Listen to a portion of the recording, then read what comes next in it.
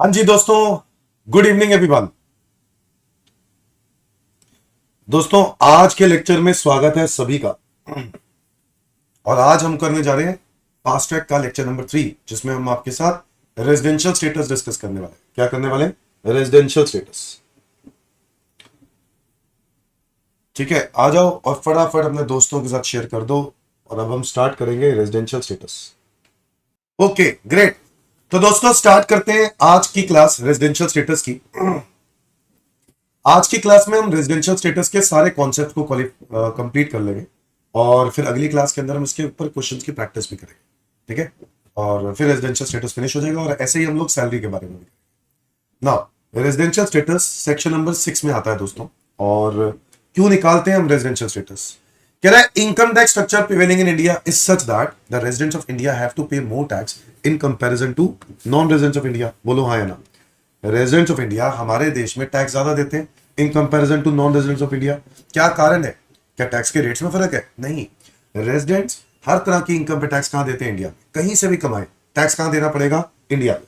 And that is why residents, क्योंकि किसी भी इनकम पे टैक्स इंडिया में देते हैं, इसीलिए हम कह सकते हैं कि रेजिडेंशियल स्टेटस निकालना इंपॉर्टेंट है। क्या मेरी बात समझ में आ रही? इसीलिए किसी का भी टैक्स निकालने से पहले हम उसका पहले रेजिडेंशियल स्टेटस निकालते हैं। क्या ये बात क्लियर है?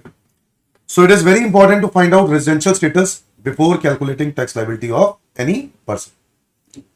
नाउ इस पर्टिकुलर चैप्टर में हम लोग 6, 5, 7 और 9 चार सेक्शन पढ़ने वाले हैं। कौन कौन से? 6, 5, 7 और 9।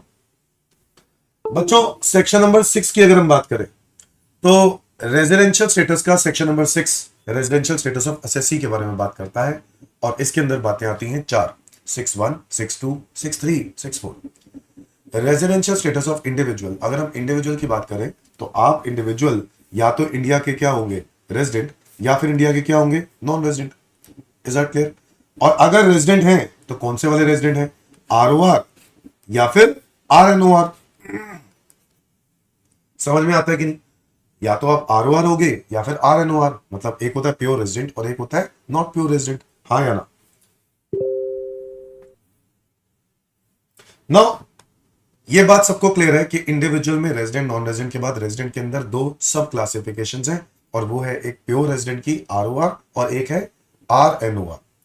बच्चों, जब मैं बात करता हूं residential status of HUF section number 6(2), इसमें भी हमें क्या फाइंड आउट करना होता है? एक रेजिडेंट होता है और एक नॉन रेजिडेंट। और अगर रेजिडेंट हो तो कौन से वाले हो? प्योर वाले हो या नॉट प्योर वाले हो? क्या मेरी बात समझ में आ रही है? फिर दोस्तों, अगर मैं बात करूं कंपनी की, तो कंपनी के केस में भी 2 केस होते हैं। या तो कंपनी रेजिडेंट होगी या कंपनी नॉन रेजिडेंट होगी। Is that clear? और एनी अदर पर्सन, यानी firm, association of person, body of individuals, local authority, इन सब के लिए सेम क्राइटेरिया है। या वो एनी अदर पर्सन रेजिडेंट होगी या फिर वो any other person non resident होगी। क्या ये बात क्लियर है? क्या ये बात सबको क्लियर है?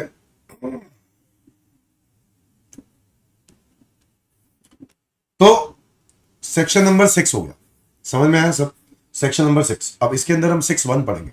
6(1) कहता है रेजिडेंशियल स्टेटस ऑफ इंडिविजुअल, जो कि इंडिविजुअल का रेजिडेंशियल स्टेटस कैसे फाइंड आउट करना है, सेक्शन नंबर 6(1) में लिखा है। और कहता है कोई भी इंडिविजुअल इंडिया का रेजिडेंट माना जाता है अगर वो 2 बेसिक कंडीशन में से कोई भी एक बेसिक कंडीशन पूरी कर जाए। बताओ हाँ या ना? कोई भी एक कंडीशन पूरी कर जाए। 2 बेसिक कंडीशन कौन कौन सी? सर, अगर उसका स्टे इंडिया में 182 डेज और मोर हो जाए। अगर उसका स्टे इंडिया में 182 डेज और मोर हो जाए तो इंडिया का रेजिडेंट होगा। नंबर 2, अगर उसका स्टे इंडिया में 180 डेज और मोर तो नहीं हुआ, बट 60 डेज और मोर हो गया एंड प्रीवियस 4 इयर्स में 365 डेज और मोर हो गया, तो ऐसे केस में वो इंडिया का क्या माना जाएगा? रेजिडेंट। क्या माना जाएगा? रेजिडेंट। मेरी बात समझ में आ रही है कि नहीं भाई? मान लो आपका प्रीवियस ईयर 2024-25 है, जिसमें हमें चेक करना है कि आप इंडिया के रेजिडेंट हो या नहीं, और आपका उसमें स्टे 90 डेज है। तो आप 90 डेज के हिसाब से आप पहली कंडीशन तो सेटिस्फाई नहीं कर पा रहे हो ना, बट 60 डेज वाली कंडीशन पूरी कर पा रहे हो। ऐसे केस में आपके पिछले 4 साल चेक किए जाएंगे, 23-24, 22-23, 21-22 और 20-21। अगर इन 4 सालों में मिला के 365 डेज का स्टे बन गया, कितना बन गया? 365 डेज का स्टे बन गया, तो आप इंडिया के रेजिडेंट माने जाओगे 24-25 वाले साल में। क्या मेरी बात समझ में आ रही है? 24-25 वाले साल में आप इंडिया के रेजिडेंट मान लिए जाओगे। क्या ये बात सबको क्लियर है? तो दोनों में से कोई एक कंडीशन पूरी करनी है और आप इंडिया के रेजिडेंट हो। ओके सर, जिस दिन आप इंडिया में एंटर करते हो और जिस दिन आप डिपार्चर करते हो, दोनों ही दिन काउंट करेंगे कहां पे? इंडिया में। फिर से बोलो, date of entry in India या date of departure from India, दोनों ही दिन कहां काउंट होंगे? इंडिया में। क्या ये बात क्लियर है? अच्छा, तो कंडीशंस कौन सी है? बेसिक कंडीशन है दो, दोनों में से कोई एक पूरी करनी है, आप इंडिया के रेजिडेंट बन जाओगे। पहली कंडीशन 182 डेज और more during the previous year, और दूसरी कंडीशन 60 डेज और more during the previous year and 365 days और more during 4 previous years immediately preceding the relevant previous year. क्या ये बात क्लियर है? Now there is some exception है, और इन एक्सेप्शनल केसेस में सेकेंड कंडीशन का कोई रिलेवेंस ही नहीं है। सेकेंड कंडीशन का कोई रिलेवेंस ही नहीं, मतलब आपको ऐसे केस में सेकेंड कंडीशन यानी 60 डेज वाली कंडीशन अप्लाई नहीं होगी। तो कौन से वो एक्सेप्शनल केसेस हैं जहां 60 डेज वाली कंडीशन अप्लाई नहीं होगी? आओ, इसका मतलब है, मैंने लिखा है only first condition is needed to satisfy, सिर्फ पहली condition. Now during the previous year if an Indian citizen, अगर वो इंडियन सिटीजन आउटसाइड इंडिया जाता है, कहां जाता है? आउटसाइड इंडिया जाता है। किस लिए जाता है? इंप्लॉयमेंट पर्पस के लिए जाता है। किस लिए जाता है? इंप्लॉयमेंट पर्पस के लिए। दोस्तों, अगर कोई इंडियन सिटीजन इंडिया से बाहर जाता है, किस लिए जाता है? एम्प्लॉयमेंट पर्पस के लिए जाता है। या फिर अगर कोई इंडियन सिटीजन इंडिया से बाहर जाता है during the previous year as a crew member of Indian ship, crew मतलब स्टाफ, अगर आप as a crew member of Indian ship India से बाहर जाते हो, ठीक है, या फिर आप इंडियन सिटीजन हो या फिर आप पर्सन ऑफ इंडियन ऑरिजिन हो जो कि इंडिया में आ रहा है ऑन अ विजिट। बोलो, आप इंडियन सिटीजन हो या आप इंडियन ऑरिजिन पर्सन हो जो कि इंडिया में आ रहा है ऑन अ विजिट। बच्चों, इनमें से कोई भी अगर आप हो, तो ऐसे केस में आपके ऊपर 60 डेज वाली कंडीशन अप्लाई नहीं होगी, 182 डेज वाली कंडीशन अप्लाई होगी। यह बात समझ में आती है कि नहीं? इसका मतलब क्या है कि अगर आप इंडियन सिटीजन हो या फिर आप इंडियन ऑरिजिन पर्सन हो और आप इंडिया में आ रहे हो ऑन अ विजिट, ठीक है, तो ऐसे केस में आपको एकमात्र कंडीशन पूरी करनी है, विच इज 182 डेज। हालांकि इस पॉइंट पे एक एक्सेप्शन भी है। हाँ, एक्सेप्शन के अंदर भी एक एक्सेप्शन है। Is that clear? बट इसके बारे में हम बाद में बात करेंगे। द पॉइंट इज कि तीन जो एक्सेप्शनल केसेस हैं जो हमने अभी बात करी, इन तीनों एक्सेप्शनल केसेस में आपको 182 डेज वाली कंडीशन पूरी करनी है। अगर 182 डेज वाली कंडीशन पूरी हुई तो आप इंडिया के रेजिडेंट हो, और अगर नहीं हुई तो आप नॉन रेजिडेंट हो। क्या ये बात क्लियर है? तो during the previous year if Indian citizen goes outside India for employment purpose. Number 2, if Indian citizen goes outside India as a crew member of Indian ship. Number 3, if Indian citizen और a person of Indian origin, ठीक है, comes in India on a visit, India में आता है on a visit मतलब घूमने फिरने के लिए, तो ऐसे केस में हम आपके ऊपर सिर्फ एक मात्र कंडीशन लगाएंगे और वो होगी 182। अगर वो 182 वाली कंडीशन पूरी हो गई तो आप इंडिया के रेजिडेंट हो, अदरवाइज आप इंडिया के नॉन रेजिडेंट हो। क्या ये बात क्लियर है? अब इसके अंदर हमें यह समझने की जरूरत है, how to determine the period of stay in India for Indian citizen as a crew member.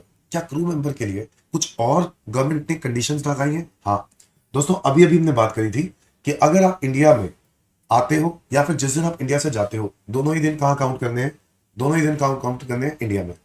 But जब आप इसके लिए पढ़ोगे एज अ क्रू मेंबर के लिए, तो इसमें कुछ बात लिखी है, कह रहा पीरियड टू बी एक्सक्लूडेड। कह रहा जिस दिन आप एज अ क्रू मेंबर, आप क्रू मेंबर समझ में आया, इंडियन सिटीजन, आप एक क्रू मेंबर हो, जैसे मर्चेंट नेवी वाले लोग इंडिया से आउटसाइड इंडिया जा रहे हैं, शिप लेकर इंडिया से आउटसाइड इंडिया जा रहे हैं, क्या पर्पस है? पैसेंजर्स या गुड्स, ठीक है ना। अब अगर वो इंडिया से बाहर जा रहा है एज ए क्रू मेंबर, जो स्टाफ मेंबर है उस शिप का, तो उसका जिस दिन वो इंडिया छोड़ के जाएगा, जिस दिन उसको, और उसके लिए उसने सीडीसी साइन किया होगा। क्या साइन किया होगा बोलो? CDC, continuous discharge certificate, in respect of joining the ship, जो है सीडीसी साइन किया होगा इन respect of joining the ship, और जिस डेट पर उसने सीडीसी साइन किया होगा for exit, signing off from the ship, signing off, CDC sign किया फॉर साइन इन यानी ज्वाइनिंग ऑफ द शिप, और सीडीसी साइन किया फॉर साइन ऑफ कह रहा है वो पूरा पीरियड एक्सक्लूड करना है। क्या करना है? एक्सक्लूड करना है। इसका मतलब यह हुआ कि अगर आपने 18 जनवरी को 2025 को ज्वाइन करा शिप, जा रहे हो आप इंडिया से बाहर, और 3 मार्च 2025 तक आपकी शिप दोबारा आ जाती है वापस, तो ऐसे केस में इस पीरियड को एक्सक्लूड करना है। जबकि हमने पढ़ा था कि date of departure and arrival date दोनों को इंडिया में काउंट करना होता है, but as a crew member of Indian ship के लिए ऐसा नहीं करना। क्या मेरी बात समझ में आई? Crew member of Indian ship के लिए ऐसा नहीं करना। तो क्या करना है बताओ sir? Crew member of Indian ship के लिए क्या करना है? जिस डेट पर आपने सीडीसी को क्या किया, साइन, पीरियड जहां से वो कमेंस हो रहा है, सीडीसी साइन किया फॉर ज्वाइनिंग द शिप, और फिर वो पीरियड, वो डेट जिस डेट पर साइन ऑफ किया, वो पूरा पीरियड क्या कर देंगे? एक्सक्लूड कर देंगे। क्या कर देंगे? एक्सक्लूड। सीडीसी होता क्या है? कह रहे this certificate, this document certifies that a person holding this is seaman as per the international standards. क्या मेरी बात समझ में आई? तो ये शिप को ज्वाइन करने का बोर्डिंग पास है, समझ लो। शिप को ज्वाइन करने का बोर्डिंग पास है। आप शिप में ट्रेवल नहीं कर पाओगे अगर आपके पास ये नहीं है। तो जैसे बाय एयर में बोर्डिंग पास होता है, वैसे शिप में बोर्डिंग पास होता है सीडीसी। क्या ये बात क्लियर है? Continuous discharge certificate. ना उन लोगों के लिए जो कि इंडियन सिटीजन है, इंडियन ओरिजिन पर्सन है, इंडिया में आ रहे हो ना विजिट, उनके लिए कुछ कंडीशंस है, जिसमें ना गवर्नमेंट ने बोल दिया आप डीम्ड आरएनओआर मान लिए जाओगे। क्या माने जाओगे? डीम्ड आरएनओआर। डीम्ड आरएनओआर मतलब है हमें ये देखने की जरूरत ही नहीं है कि आप रेजिडेंट हो, नॉन रेजिडेंट हो, और फिर रेजिडेंट हो तो कौन से वाले, सीधा अगर ये शर्तें पूरी हो गई तो आप डीम्ड आरएनओआर। अच्छा, पहले आपको यही ट्राई करना है कि आप इस वाले कैटेगरी में रेजिडेंट हो या नहीं। पहले हम हमेशा एक पर्सन की पहले ये नॉर्मल कंडीशन चेक करेंगे। अगर ये कंडीशन सेटिस्फाई नहीं हो पा रही तो हम लोग क्या करेंगे, मतलब नॉन रेजिडेंट बन रहा है, तो उस केस में हम ये वाला काम चेक कर सकते हैं कि वो पर्सन इंडिया का आरएनओआर बन सकता है या नहीं। आरएनओआर बन सकता है या नहीं। और आरएनओआर बनने के लिए, डीम्ड आरएनओआर बनने के लिए, मान लिया जाए कि आप आरएनओआर, उनके लिए कुछ कंडीशंस हैं। 4 कंडीशन पूरी करो, आप डीम्ड आरएनओआर। पहला, अगर आप इंडियन सिटीजन हो या फिर आप इंडियन ओरिजिन पर्सन हो। नंबर 2, आपकी टोटल इनकम 15 लाख रुपए से ज्यादा है। आपकी टोटल इनकम 15 लाख रुपए से ज्यादा है during the previous year. Okay, आपकी total income during the previous year 15 lakh से ज्यादा है, जो कि other than income from foreign sources. इसका मतलब क्या है? Other than income from foreign sources का मतलब क्या है? Other than income from foreign sources का मतलब है आपकी इंडिया से इनकम 15 लाख से ज्यादा है। आपकी इंडिया से इनकम 15 लाख से ज्यादा है। आप इंडिया में पैसे कमाते हो 15 लाख से ज्यादा, और आप इंडियन सिटीजन हो, आप इंडियन ओरिजिन पर्सन हो, या फिर आप इंडियन सिटीजन हो, या फिर आप इंडियन ओरिजिन हो। इंडियन ओरिजिन कौन होता है? जो खुद या उसके पेरेंट्स या उसके ग्रैंड पेरेंट्स इंडिया में बॉर्न हुए हो 1947 से पहले, या तो खुद या उसके पेरेंट्स या उसके ग्रैंड पेरेंट्स इंडिया में बॉर्न हुए हैं 1947 से पहले, undivided India.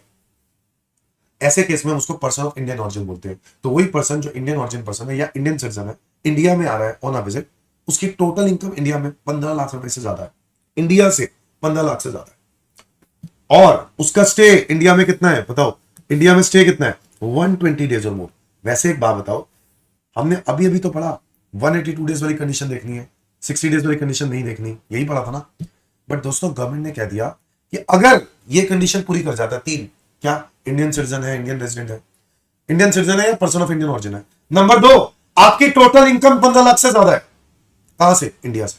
Number 3, he comes to India on a visit during the previous year. Number 4, यार अगर ये 3 शर्तें पूरी होती हैं तो ऐसे केस में उसको एक कंडीशन पूरी करनी है, वो है 120 डेज और मोर। अगर उसका स्टे इंडिया में 120 डेज और मोर हो गया ना, तो वो इंडिया का क्या बन जाएगा? रेजिडेंट। क्या बन जाएगा? रेजिडेंट। एंड प्रीवियस 4 इयर्स में 365 डेज और मोर। प्रीवियस 4 इयर्स में 365 डेज और मोर।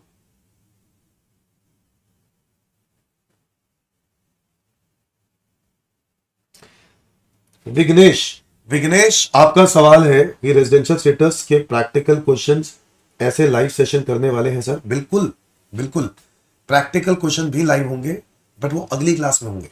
ठीक है, आपने देखा होगा कि मैं एक क्लास में कॉन्सेप्ट करा रहा और एक क्लास में प्रैक्टिस, क्योंकि ये फास्ट ट्रैक क्लास है। इसके अंदर हम लोग उम्मीद करते हैं कि बच्चे को पहले से आता होगा, और पहले से आता है तो एक बारी पढ़ के आया है, तो आपको कॉन्सेप्ट रिवाइज कराने का मेरा काम है। मैं कॉन्सेप्ट को रिवाइज कराऊंगा एक क्लास के अंदर, और अगली क्लास के अंदर क्वेश्चन प्रैक्टिस कराऊंगा। क्या ये बात क्लियर है विघ्नेश? क्या ये बात क्लियर है? ना ना ना, वापस वापस वापस।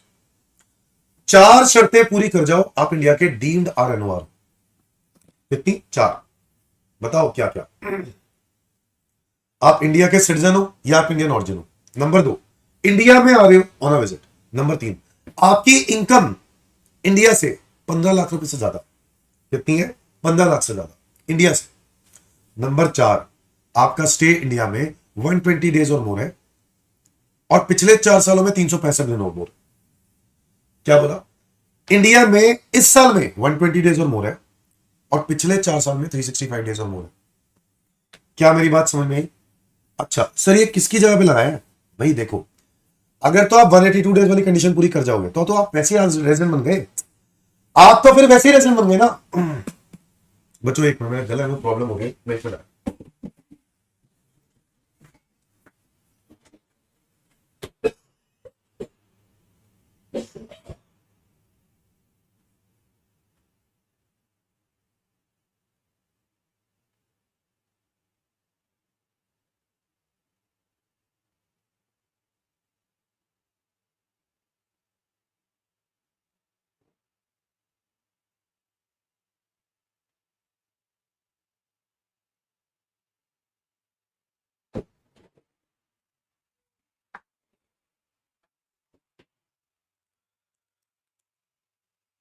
हाँ जी, मेरी बात को ध्यान से सुनो। मैंने कहा अगर आपने 4 शर्तें पूरी कर दी ना, तो आप इंडिया के डीम्ड रेजिडेंट माने जाओगे। बताओ वो है 4 शर्तें। पहली, अगर आप इंडिया के सिटीजन हो, इंडियन ऑरिजिन हो, या फिर आप इंडिया में आ रहे हो ऑन अ विजिट, और या फिर कह रहा हूं साथ में।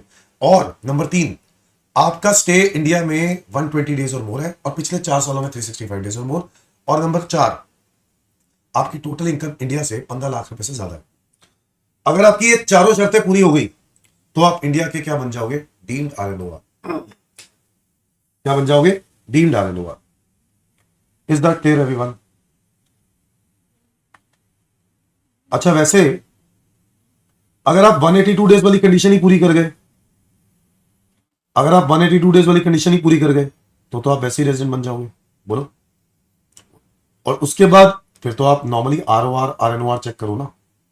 क्या मेरी बात समझ में आई? नॉर्मल नॉर्मल जैसे चेक करते हैं, वही 7 सालों में 730 दिन और 2 प्रीवियस ईयर्स में resident out of 10 previous years.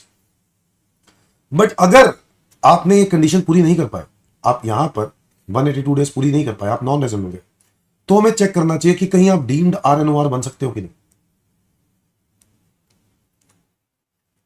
Concept समझ में आ रहा है कि नहीं?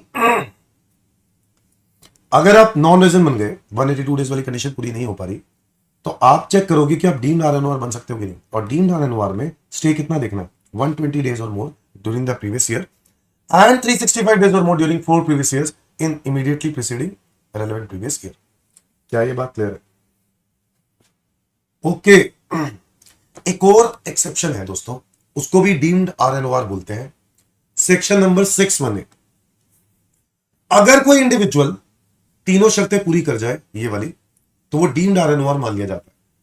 पहला, अगर वो इंडियन सिटीजन है। नंबर 2, उसकी टोटल इनकम इंडिया से 15 लाख रुपए से ज्यादा, उसकी टोटल इनकम इंडिया से 15 लाख रुपए से ज्यादा। Number 3, he is not liable to pay tax in any other country.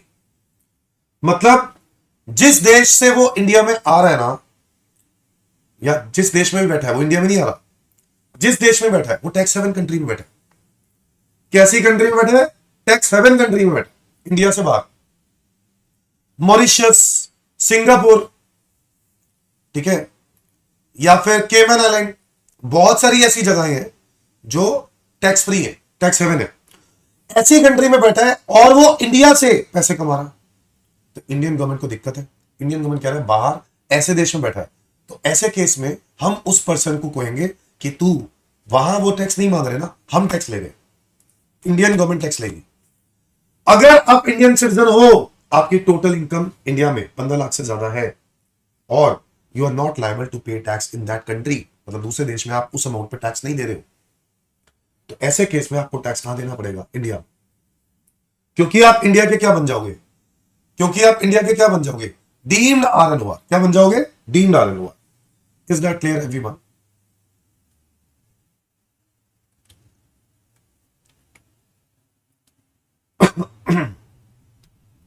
अच्छा, एक और बात, अगर आप इनकम अर्न कर रहे हो फ्रॉम बिजनेस कंट्रोल इन और profession setup in India, it is to be considered as income from Indian source. मतलब अगर आप कोई आपका प्रोफेशन सेटअप इंडिया में है और आप बाहर से पैसे कमाते हो, मतलब एक्रूराइज बाहर है बट उसका ऑफिस इंडिया से। जैसे एग्जांपल, मेरी एक आर्किटेक्ट फर्म है, कहां पे? इंडिया में। मैं कंसल्टेंसी दे रहा हूं यूके में। कहां कंसल्टेंसी दे रहा हूं? यूके में। यूके में कोई क्लाइंट है, उसको इनकम कमाया कहां से? यूके से। बट दोस्तों उसका सेटअप कहां पे है? कंट्रोल कहां पे है? इंडिया में। दोस्तों ऐसी इनकम को भी यही माना जाएगा कि ये इनकम इंडिया से कमाई गई है, ये बोलना चाह रहे हैं। क्या ये बात क्लियर है? क्या ये बात क्लियर है? Income earn from business control in और profession setup in India is to be considered as income from Indian source. Income from Indian source. Is that clear to everyone?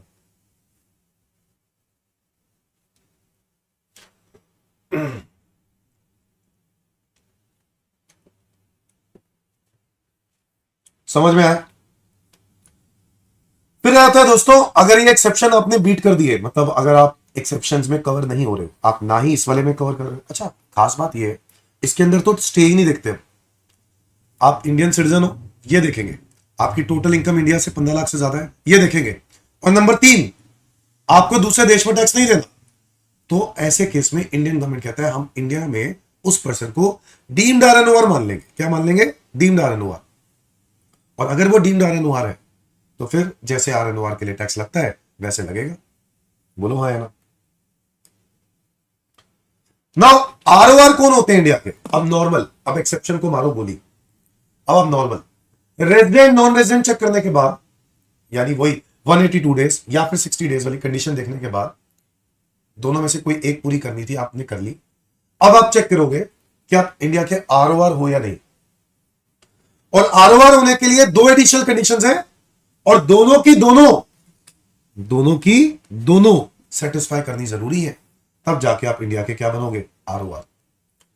और पहली कंडीशन है दोस्तों, अगर आप 2 प्रीवियस ईयर्स में resident बन जाते हो out of 10 previous years immediately preceding the relevant previous year. क्या मतलब है इस बात का?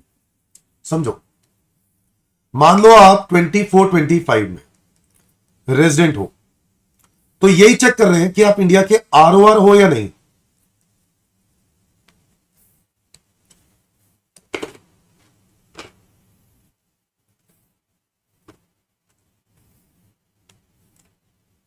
ये देखो,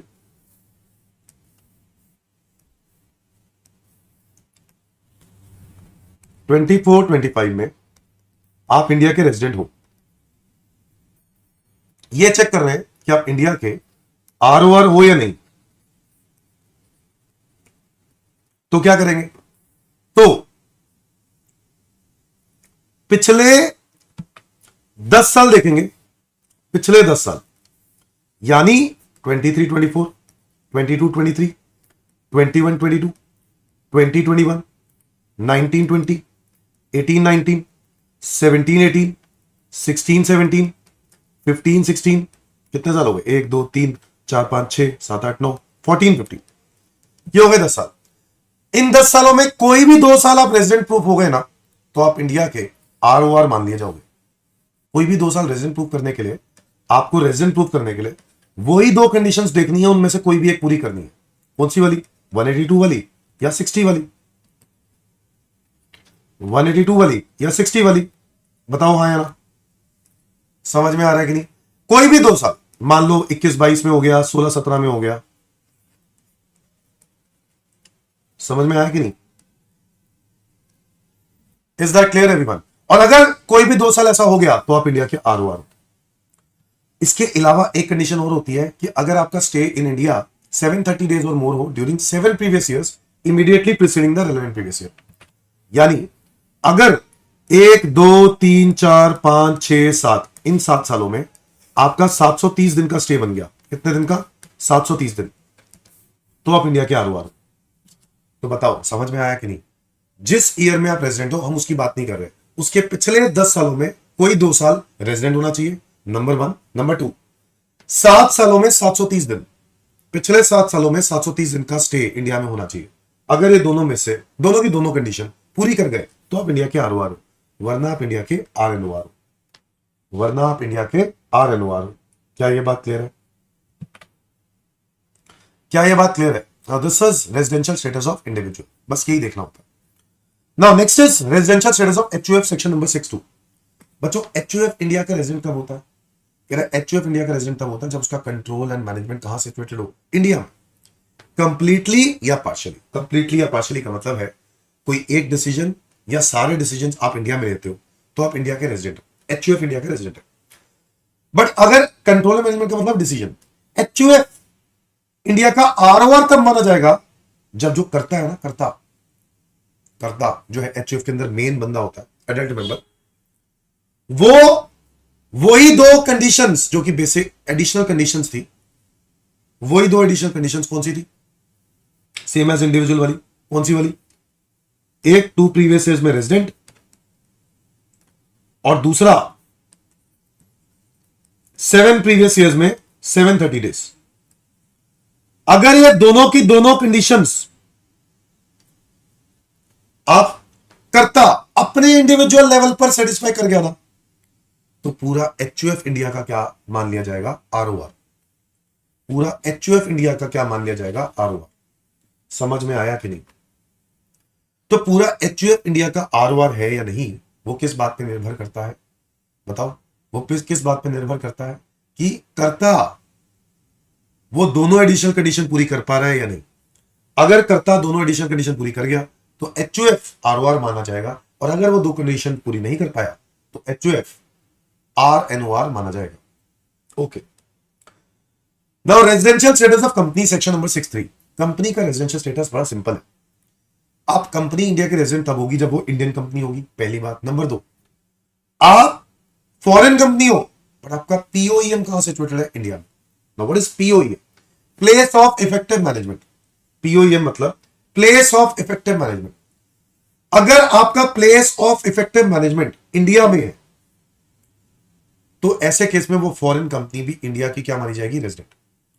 तो या तो आप इंडियन कंपनी हो या फिर आप फॉरेन कंपनी हो जिसका पोएम कहां सिचुएटेड है? इंडिया में। ना पोएम की फुल फॉर्म है a place of effective management, उसको कहते हैं अ प्लेस वेयर की managerial decisions that are necessary for the conduct of business as a whole are made. एक ऐसा प्लेस वेयर की मैनेजरियल डिसीजंस लिए जाए, बिजनेस के की मैनेजरियल डिसीजंस यानी इंपॉर्टेंट डिसीजंस। हर डिसीजन नहीं, जो कंट्रोल एंड मैनेजमेंट है वो हर डिसीजन की बात करता है, या यहां पर की मैनेजरियल इंपॉर्टेंट डिसीजंस की बात हो रही है। क्या मेरी बात समझ में आ गई? क्या मेरी बात सबको क्लियर है? तो मैंने जैसे कि बताया कि आप अगर इंडियन कंपनी हो तो आप इंडिया के रेजिडेंट हो ही, और अगर आप फॉरेन कंपनी हो तो आप इंडिया के रेजिडेंट तब हो सकते हो जब आपका पोएम कहां सिचुएटेड हो? इंडिया में। प्लेस ऑफ इफेक्टिव मैनेजमेंट का मतलब है अ प्लेस वेयर की मैनेजमेंट डिसीजंस आर टेकन। सीधी सी बात है। क्या ये बात क्लियर है? Section 64 residential status of any other person का रेजिडेंशियल स्टेटस। अगर आपका control and management, any other person मतलब फर्म, एसोसिएशन, अगर आपका कंट्रोल एंड मैनेजमेंट यानी आपके डिसीजन मेकिंग इंडिया में होती है कंप्लीटली, या एक डिसीजन भी इंडिया में होता है, तो दोस्तों ऐसे केस में यह माना जाएगा कि वो एनी अदर पर्सन इंडिया का रेजिडेंट है। क्या माना जाएगा? एनी अदर पर्सन इंडिया का रेजिडेंट है। So any other person India का रेजिडेंट है या नहीं, वो किस बात पे डिपेंड करता है कि आपके डिसीजंस, आपका कंट्रोल एंड मैनेजमेंट कंप्लीटली या पार्शियली इंडिया में है या नहीं। अगर कंप्लीटली या पार्शियली इंडिया में है तो residential status any other person का इंडिया का क्या माना जाएगा? रेजिडेंट। क्या ये बात क्लियर है? अदरवाइज क्या माना जाएगा? Non resident. अदरवाइज क्या माना जाएगा? Non resident. Is that clear? ये तो हो गया section number 6, 6(1), 6(2), 6(3), 6(4). Now next is section number 5, incidence of tax. Very important बच्चों, इंसिडेंस ऑफ टैक्स में ये बताया जाता है कि कौन सा टैक्स कब लगता है, किस इनकम पे टैक्स किसको लगेगा और किसको नहीं लगेगा। अगर आप इनकम रिसीव इंडिया में कर रहे हो, अगर आप रिसीव इंडिया में कर रहे हो या डीम टू रिसीव इंडिया है, मैटर नहीं करता आप इंडिया के ROR हो, RNOR हो या NOR, NR, अगर आप इनकम रिसीव इंडिया में करते हो, तीनों ही केसेस में तीनों को टैक्सेबल होगा, ROR को भी, RNOR को भी और NR को भी। क्या ये बात क्लियर है? इनकम रिसीव इन इंडिया या deem to be receive in India, तीनों को taxable. Income accrue arise in India और डीम टू एक्रूराइज इन इंडिया, तीनों को टैक्सेबल, ROR को भी, RNOR को भी और NR को भी। इनकम एक्रूराइज आउटसाइड, कमाया बाहर, रिसीव भी आउटसाइड, रिसीव भी बाहर किया, बट जो बिजनेस का कंट्रोल है वो इंडिया से है। अगर ऐसा है ना, तो ऐसे केस में ROR और RNOR को क्या हो जाएगा, ये इनकम टैक्सेबल, और NR को यानी नॉन रेजिडेंट को नॉन टैक्सेबल। मैं फिर से बोल रहा हूं, इनकम कमाया कहां, बाहर, रिसीव कहां किया, बाहर, बट कंट्रोल कहां से, इंडिया से। कंट्रोल कहां से, इंडिया से। जैसे कि कोई इंडिया में, जैसे अभी हम एग्जांपल पढ़ रहे थे, ये वाला फर्म वाला, एक आर्किटेक्ट फर्म है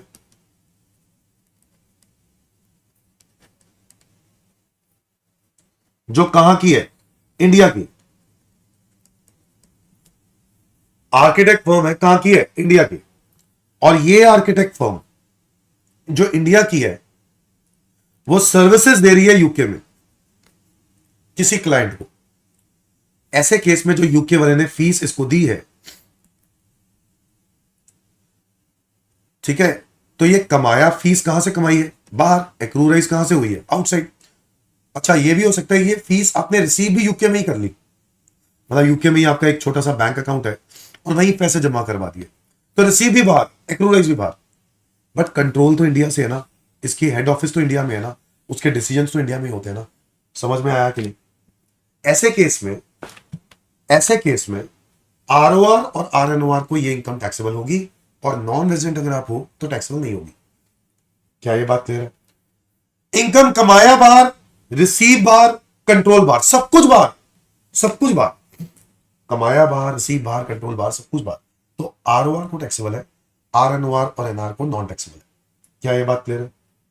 ROR को टैक्सेबल है और ROR को टैक्सेबल है और RNOR और NR को नॉन टैक्सेबल है।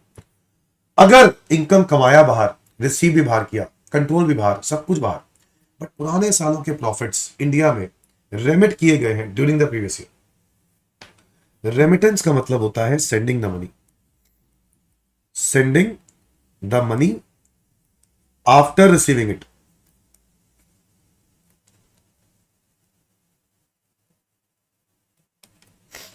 पैसे भेजना रिसीव करने के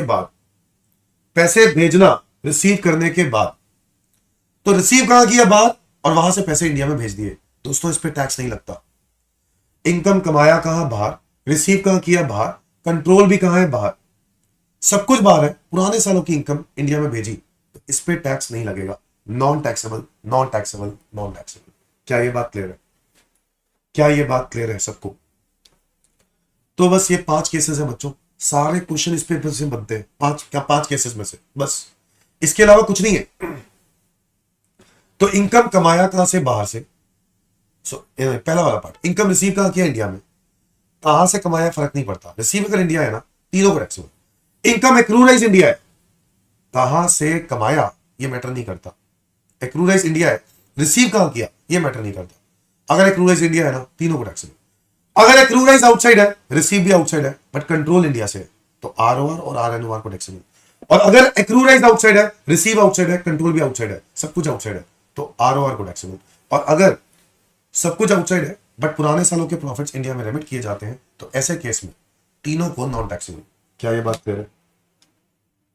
section number 7, income deem to be receive in India.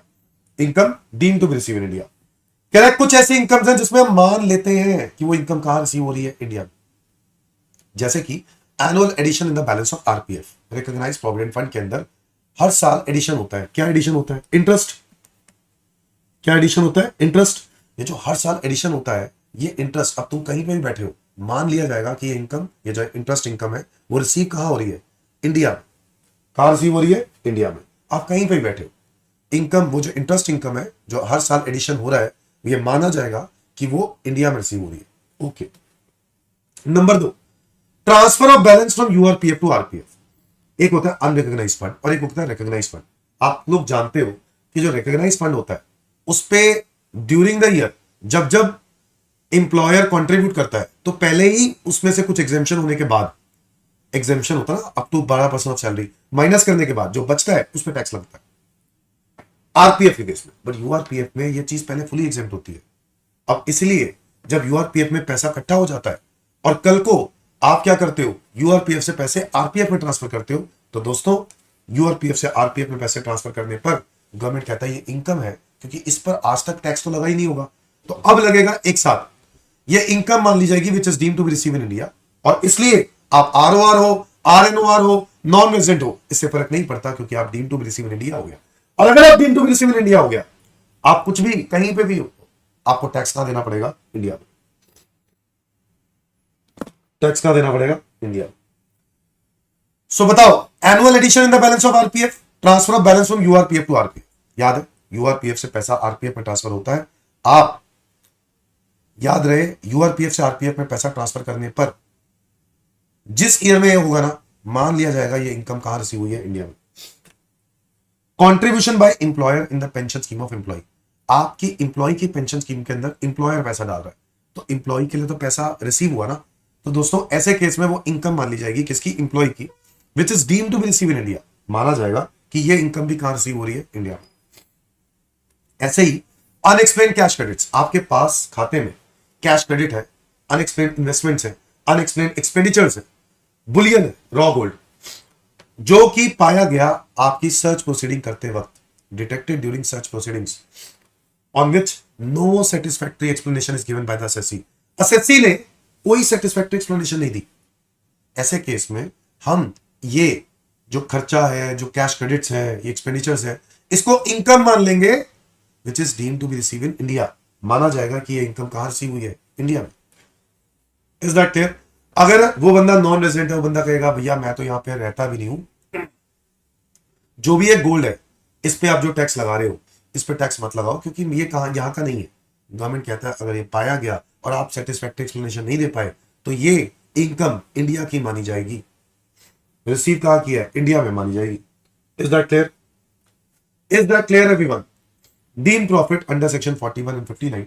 बच्चों याद है, डीम प्रॉफिट कोई ऐसा अमाउंट, कोई ऐसा नुकसान जो बाद में जाके रिकवर हो जाए, कोई नुकसान जो रिकवर हो जाए, हम इसको डीम प्रॉफिट बोलते हैं।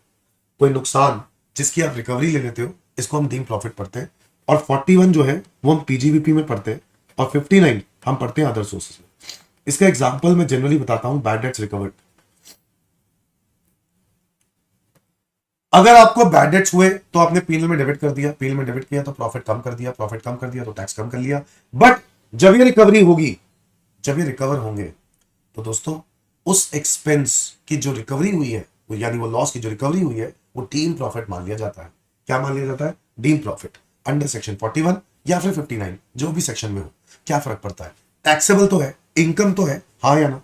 और कह रहा है ये इनकम माना जाएगा कि ये डीम टू बी रिसीव कहां पे रिसीव हो रही है? इंडिया में रिसीव हो रही है। कहां रिसीव हो रही है? इंडिया में। Is that clear everyone? तो बताओ, सेक्शन नंबर 7 क्या बोलता है? Income deem to be receive in India, जिसमें 5 इनकम्स आती है। पहला, annual addition in the balance of RPF. दूसरा, transfer of balance from URPF to RPF. तीसरा, employer's contribution in the pension scheme of employee. Number 4, unexplained cash credits, investments, expenditures detected during such proceedings on which no satisfactory explanation is given by the assessee. Is that clear? और last में deemed profit under section 41 and 59. Is that clear everyone? Last section इस particular chapter का वो होता है section number 9, income deem to एक्रूराइज in India. बच्चों अगर आप इनकम कमाते हो इंडिया से, ये कैसे पाया जाएगा कि आप इंडिया से कमा रहे हो? यार पहला पॉइंट बिजनेस कनेक्शन। अगर आपका बिजनेस कनेक्शन इंडिया है, क्या है आपका बिजनेस कनेक्शन इंडिया, तो ऐसे केस में उस नॉन रेजिडेंट का बिजनेस कनेक्शन अगर इंडिया पाया गया तो उसका माना जाएगा कि नॉन रेजिडेंट ने कमाया कहां से है, इंडिया से।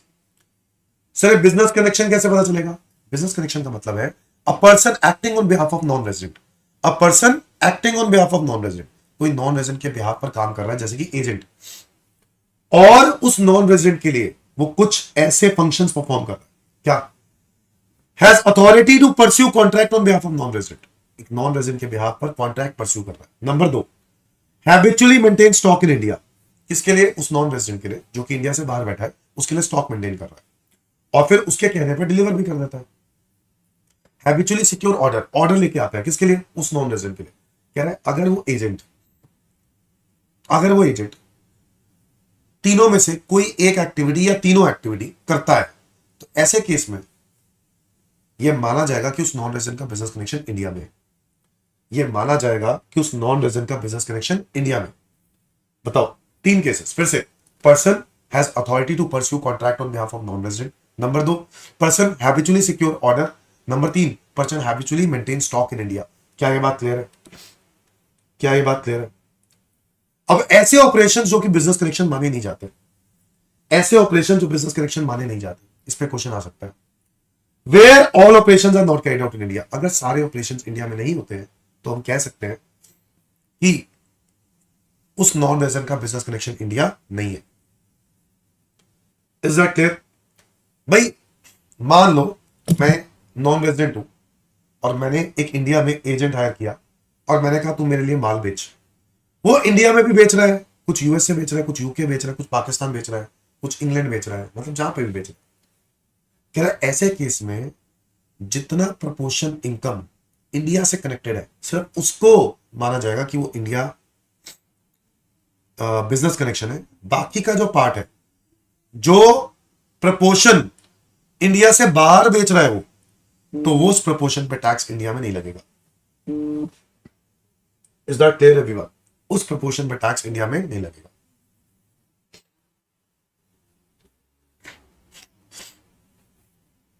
Is that clear? एक मिनट।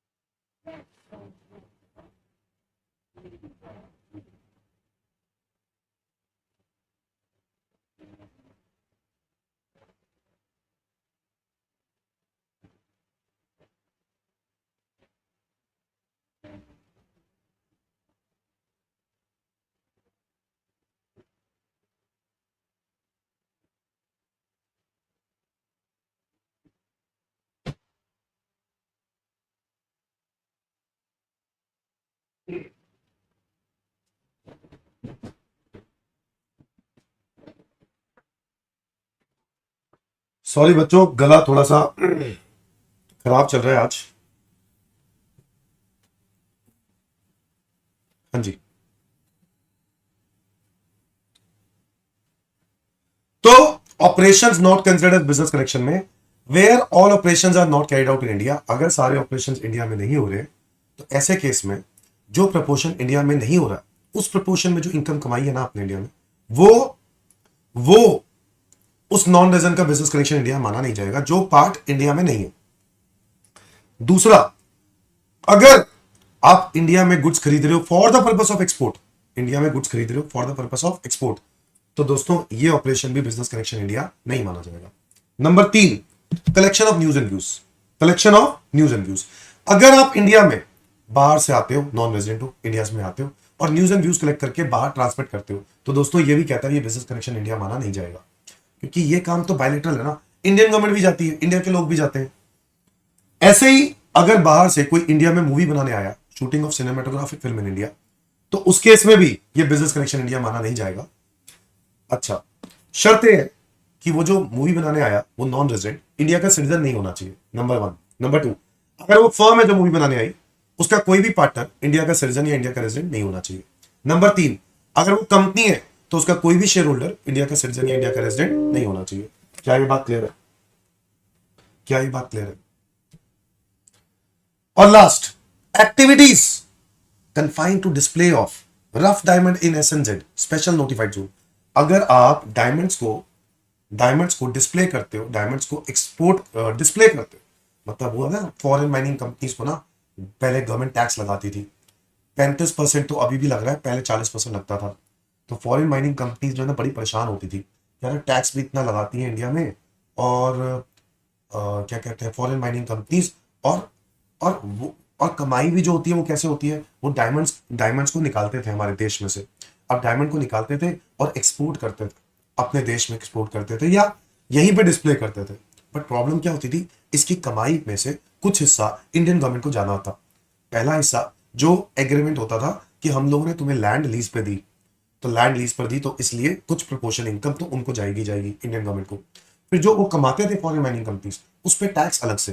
तो इंडियन गवर्नमेंट ने ये बात क्लैरिफाई की, जब फॉरेन माइनिंग कंपनी नाराज हो गई ना, फिर उसके बाद ये बात बताया, कह रहा कि अगर कोई फॉरेन माइनिंग कंपनी इंडिया में ऑपरेट करती है, डायमंड्स एक्सट्रैक्ट करती है और फिर डायमंड्स को डिस्प्ले करती है इन स्पेशल नोटिफाइड जोन, ऐसे केस में हम उसको बिजनेस कनेक्शन इंडिया नहीं मानेंगे। ऐसे केस में उस नॉन रेजिडेंट को इंडिया में टैक्स नहीं देना पड़ेगा। ये तो अच्छी बात है। क्या ये बात समझ में आई? नॉन रेजिडेंट को इंडिया में टैक्स नहीं देना पड़ेगा। Is that clear to everyone? तो बताओ ऑपरेशंस कौन से हैं जो बिजनेस कनेक्शन नहीं है? 5, where all operations are not carried out in India. Number 2, purchase of good for the purpose of export. Number 3, collection of news and views. Number 4, shooting of cinematographic film in India. Number 5, activities confined to display of rough diamond in SNZ special notified zone. क्या ये बात clear है?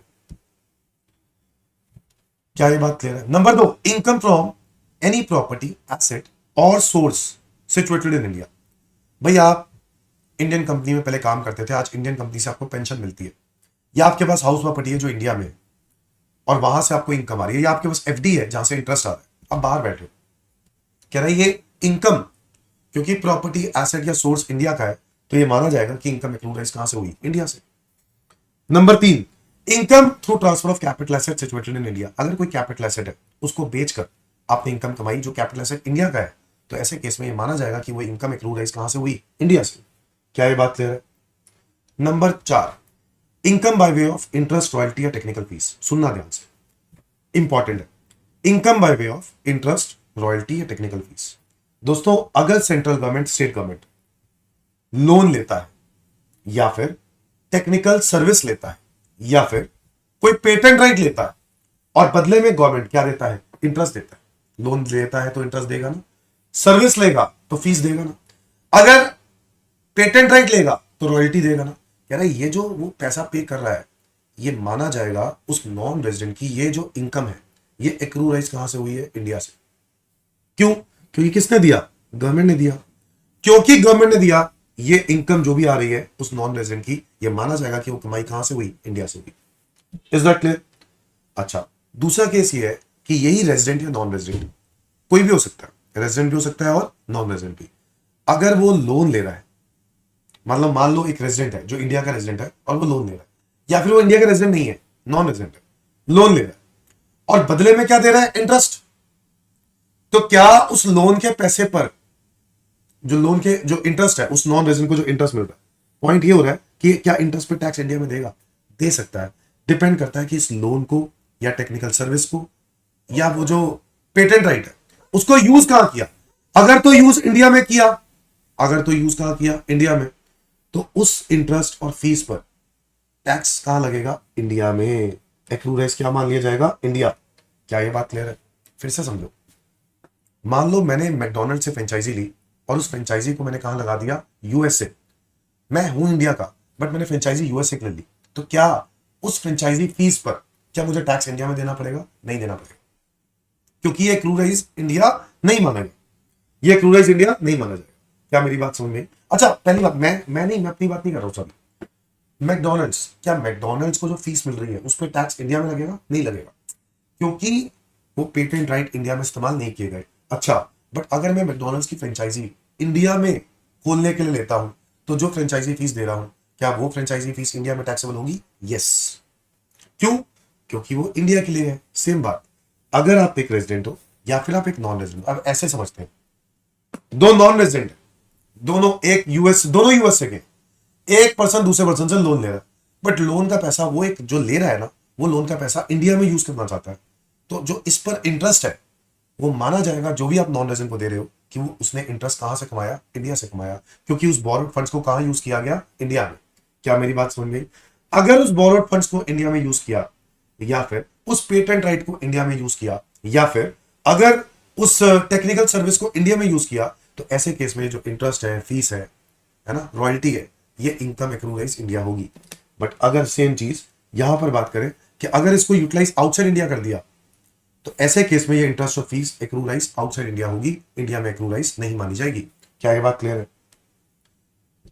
अच्छा, इसके अंदर एक point और है जो बड़ा इंपॉर्टेंट है। नॉन रेजिडेंट एक मैन्युफैक्चरर है, नॉन रेजिडेंट मैन्युफैक्चरर है, उसने सॉफ्टवेयर दिया है किसको? रेजिडेंट, और बदले में रेजिडेंट से क्या लेता है? रॉयल्टी, लमसम रॉयल्टी लेता है। लमसम मतलब होता है जब सॉफ्टवेयर के सारे राइट्स किसको दे दिए गए? उस नॉन रेजिडेंट ने रेजिडेंट को दे दिए, सॉफ्टवेयर के rights along with hardware, software with hardware, सारे के सारे राइट्स, लाइसेंस किसको दे दिया? किसको दे दिया? रेजिडेंट को। और लमसम रॉयल्टी ले ली। लमसम मतलब एक ही बारी रॉयल्टी एक ही बारी जाएगी, फुल अमाउंट, 1 करोड़, 2 करोड़, 10 करोड़, जो भी है। कह रहा उस रॉयल्टी की कमाई पर क्या ये माना जाएगा कि इस नॉन रेजिडेंट ने इनकम इंडिया में कमाई है? दोस्तों नहीं, कमेंट कह रहा है shall not be deemed to accrue in India. कह रहा है क्योंकि ये सॉफ्टवेयर अंडर अ स्कीम, एक गवर्नमेंट की ना एक स्कीम है, उस स्कीम के तहत अगर आपने सॉफ्टवेयर हार्डवेयर के साथ किसको दिया? रेजिडेंट को दिया, तो ऐसे केस में जो रॉयल्टी दी जा रही है रेजिडेंट के द्वारा, ये माना नहीं जाएगा कि ये इनकम एक्रूलाइज इंडिया है, ये नहीं माना जाएगा, ये एक्रूलाइज इंडिया माना नहीं जाएगा। क्या ये बात क्लियर है? ये बात आपको क्लियर रखनी है। मैं आगे बढ़ता हूं। Income by way of dividend receive outside India of Indian company. अगर आप इंडियन कंपनी और इंडियन कंपनी से आपको डिविडेंड मिलता है, आप कहीं भी बाहर बैठे हो, तो दोस्तों ये माना जाएगा कि वो डिविडेंड कहां से कमाया है? इंडिया से कमाया। एक्रूलाइज कहां से हुआ है? इंडिया से। क्या ये बात क्लियर है? Number 6, income from salary payable by government for the services rendered outside India. Income from salary payable by government for the services rendered outside India. Services कहां दी है? Outside India. और आप हो किसके एम्प्लॉय? गवर्नमेंट के। तो government आपको salary दे रही है, ये माना जाएगा कि गवर्नमेंट सैलरी, क्योंकि गवर्नमेंट दे रही है, तो ये माना जाएगा कि वो जो इनकम है वो आपने कहां कमाया है? इंडिया में। एक्रूलाइज कहां हुई है? इंडिया में।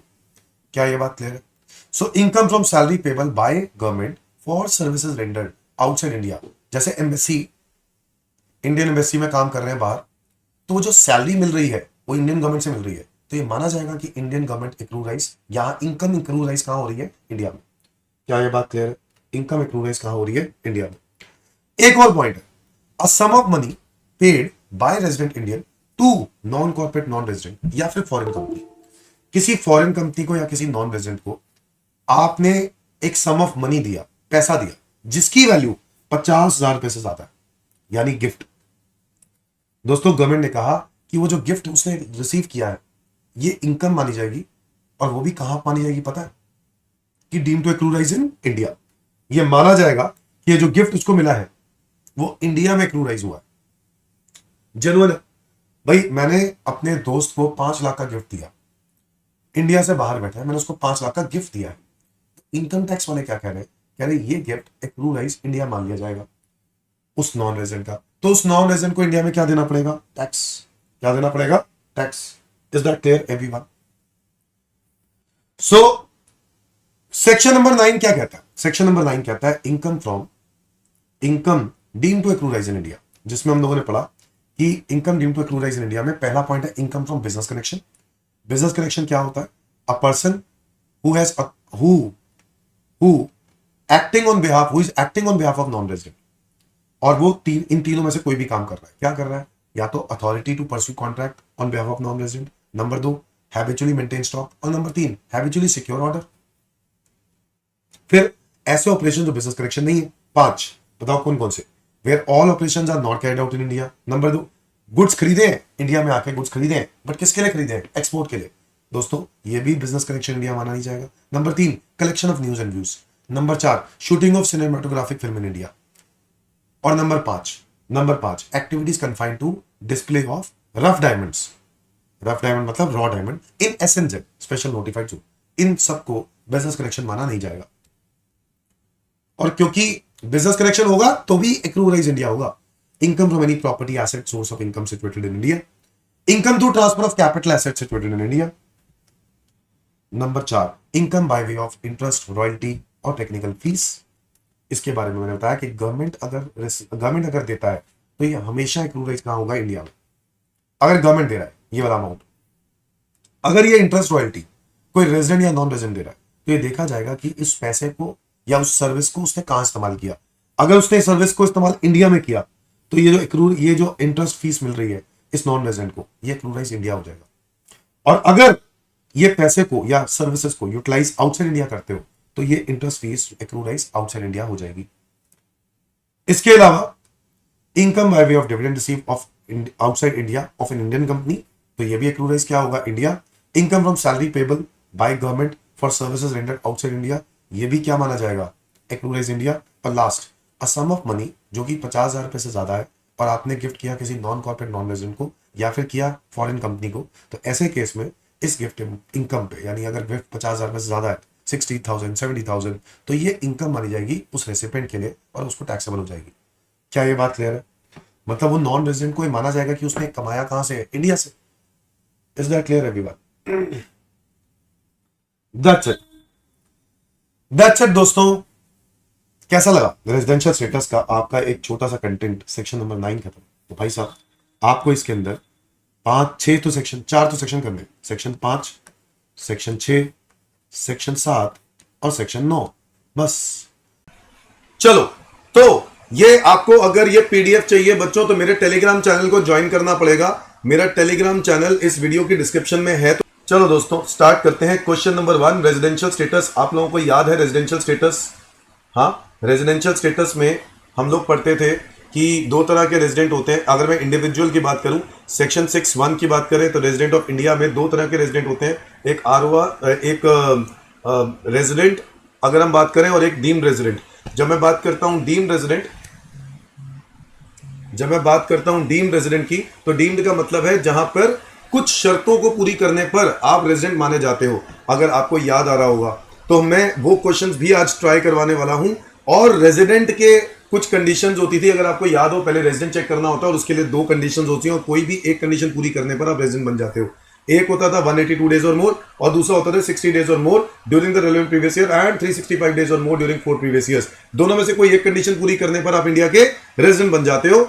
और फिर इसके बाद रेजिडेंट बनने के बाद चेक करा जाता है कि आप इंडिया के आरओआर हो या नहीं। और आरओआर होने के लिए 2 एडिशनल कंडीशंस होती हैं, 2 प्रीवियस ईयर्स में resident out of 10 previous years और 7 सालों में 730 दिन। ये दोनों एडिशनल कंडीशन पूरी करने पर आप इंडिया के आरओआर बन जाते हो, वरना इंडिया के आरएनओआर बनते हो। तो बच्चों हम लोग यहाँ पर इसके अलावा हम लोगों ने और भी डिस्कस किया था डीम्ड रेजिडेंट के अंदर, जहां पे सेक्शन 6(1) ने पढ़ा था, जहां पे हम लोगों ने ये डिस्कस किया था कि अगर आप इंडियन सिटीजन हो या आप इंडियन ऑरिजिन हो, इंडियन सिटीजन है इंडियन ऑरिजिन पर्सन जो कि इंडिया में आ रहा है ऑन अ विजिट, ठीक है, कितने डेज के लिए। देखो वैसे तो अगर आपको याद हो ये एक्सेप्शनल केसेस में आते हैं इंडियन ऑरिजिन इंडियन सिटीजन वाले, अगर वो इंडिया में आते हैं ऑन अ विजिट कितने डेज के लिए, वैसे तो 182 डेज होने चाहिए, बट यहां पर गवर्नमेंट ने 120 डेज की कंडीशन डाल रखी है। सेक्शन 6(1) ये सबको याद है, मैं उम्मीद करता हूं, ठीक है। मैं रिवीजन नहीं करा रहा हूं, मैं सीधे क्वेश्चन चालू करने वाला हूं, ठीक है। क्वेश्चन चालू करने से एक बारी मैं फटाफट हिंट दे रहा हूं कि किन चीजों पे क्वेश्चन होगा, इसलिए कह रहा हूं।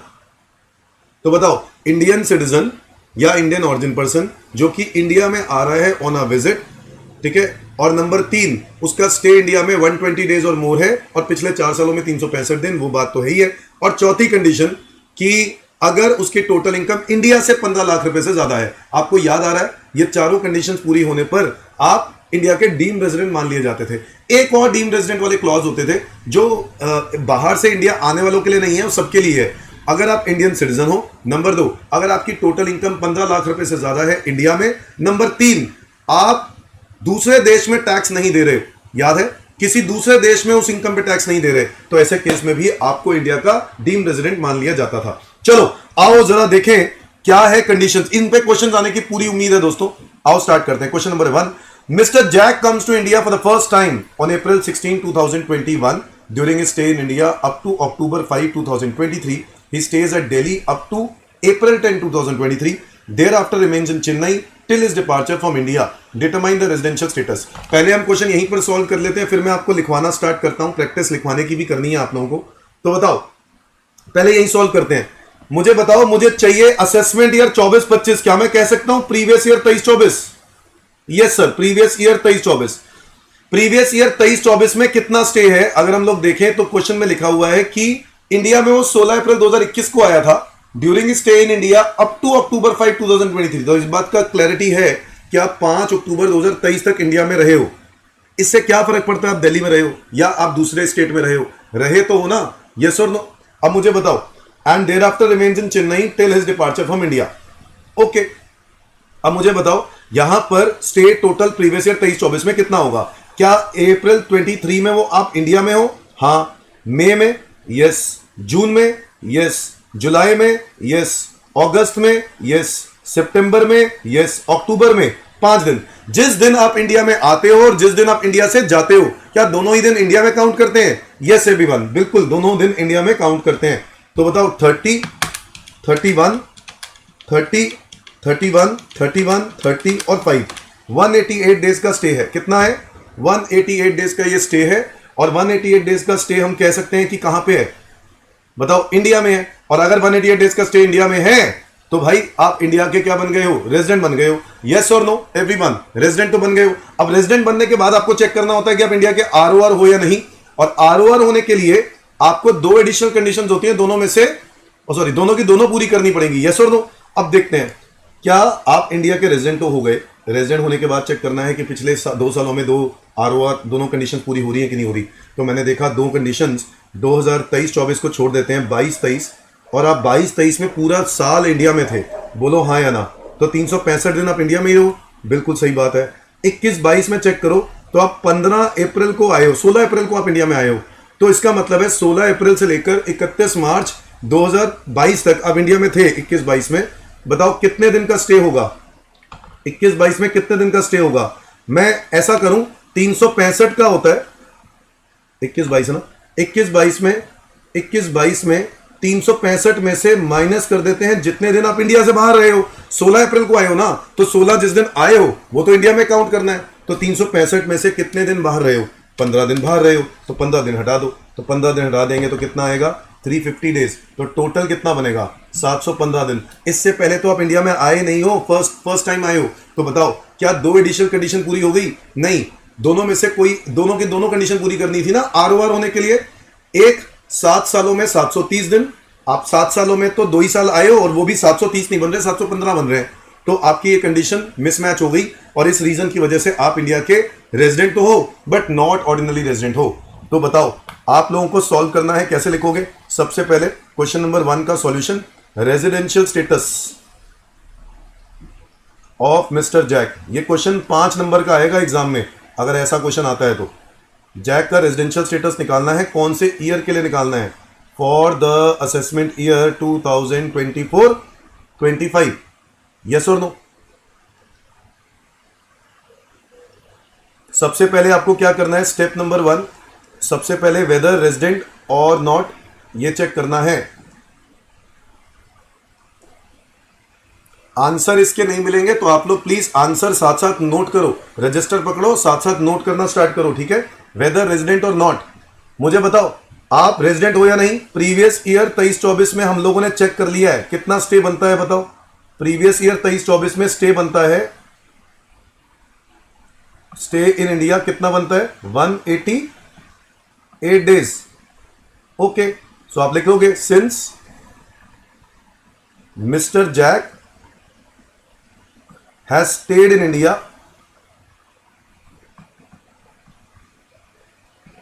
for 188 days during the previous year 23-24. Yes or no? During the previous year 23-24.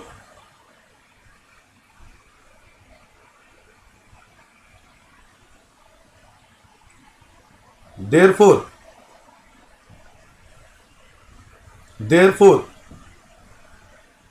Mr. Jack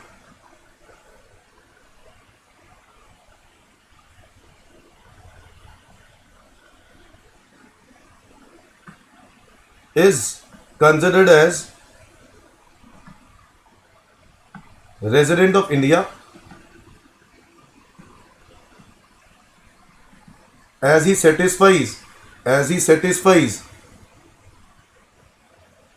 the first basic condition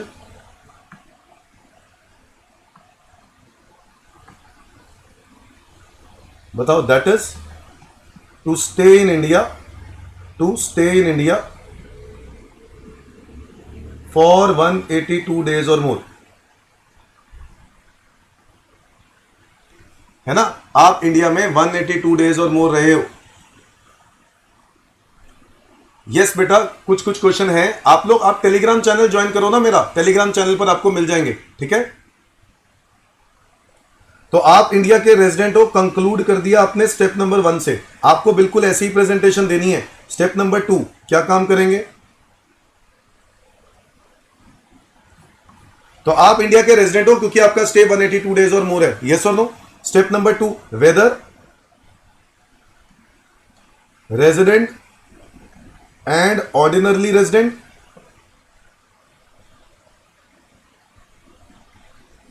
और नॉट, क्या आप आरओआर हो या नहीं। तो आप लोग क्या करोगे? आप लोग आरओआर चेक करने के लिए 10 में से कोई 2 साल, 10 में से 2 साल रेजिडेंट प्रूव करना होता है। 7 सालों में 730 दिन। अब आपकी एक कंडीशन मैच नहीं हो रही ना, नहीं हो रही। आपने चेक किया प्रीवियस ईयर 2022-23, आपको याद है 23-24 को छोड़ के पिछले 7 साल देखने होते हैं। तो 23-24 को छोड़ के तो 22-23 में कितने डेज बने? 365। और 2021-22 में कितने बने? 350। कुल मिला के बनते हैं 715 दिन। और इससे पहले तो वो इंडिया में आया ही नहीं, तो इसलिए मैं यहां पर ये मेंशन करने वाला हूं, mister Jack has stayed in India for 715 days during 7 previous years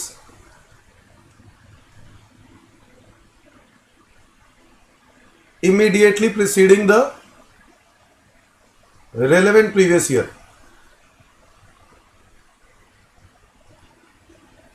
क्योंकि आप 7 सालों में सिर्फ 715 दिन रहे हो, therefore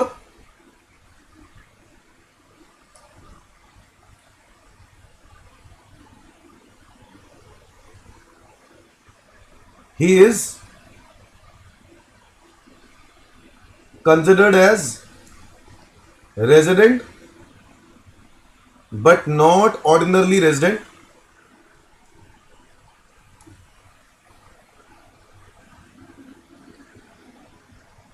of India since he is unable to satisfy, unable to fulfill या satisfy, unable to fulfill the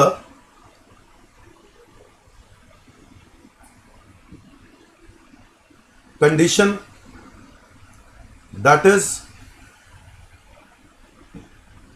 to stay in India for 730 days or more in 7 previous years immediately preceding the relevant previous year।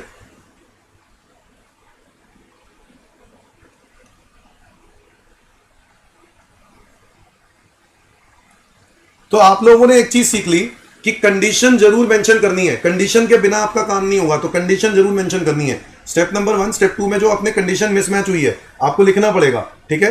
और आपका finally conclusion लिखना जरूरी है। तो conclusion क्या लिखोगे जल्दी बताओ? He is resident but not ordinarily resident of India.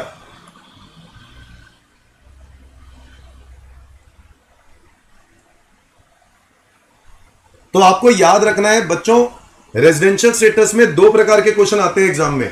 एक रेजिडेंशियल स्टेटस चैप्टर के, रेजिडेंशियल स्टेटस के कॉन्सेप्ट्स के, जिसके मैंने आपको एक एग्जांपल दे रहा हूं, ऐसा क्वेश्चन। या फिर एक आएगा इंसिडेंस ऑफ टैक्स का। क्या आएगा? इंसिडेंस ऑफ टैक्स का। 2 ही तरह के क्वेश्चन आ सकते हैं एग्जाम में, प्रैक्टिकल की बात करें तो। क्या सब लोगों ने नोट कर लिया? फटाफट डन बोलो, तब मैं आगे बढ़ूंगा।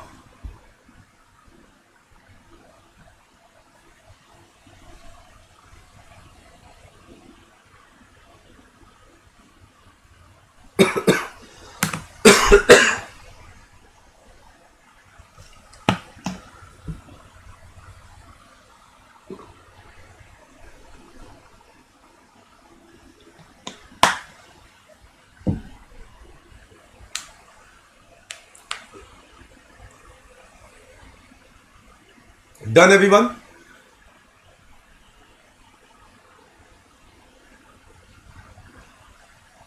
तो क्या रहेगी प्रेजेंटेशन, ये आपको मैंने बताना था इस क्वेश्चन के जरिए।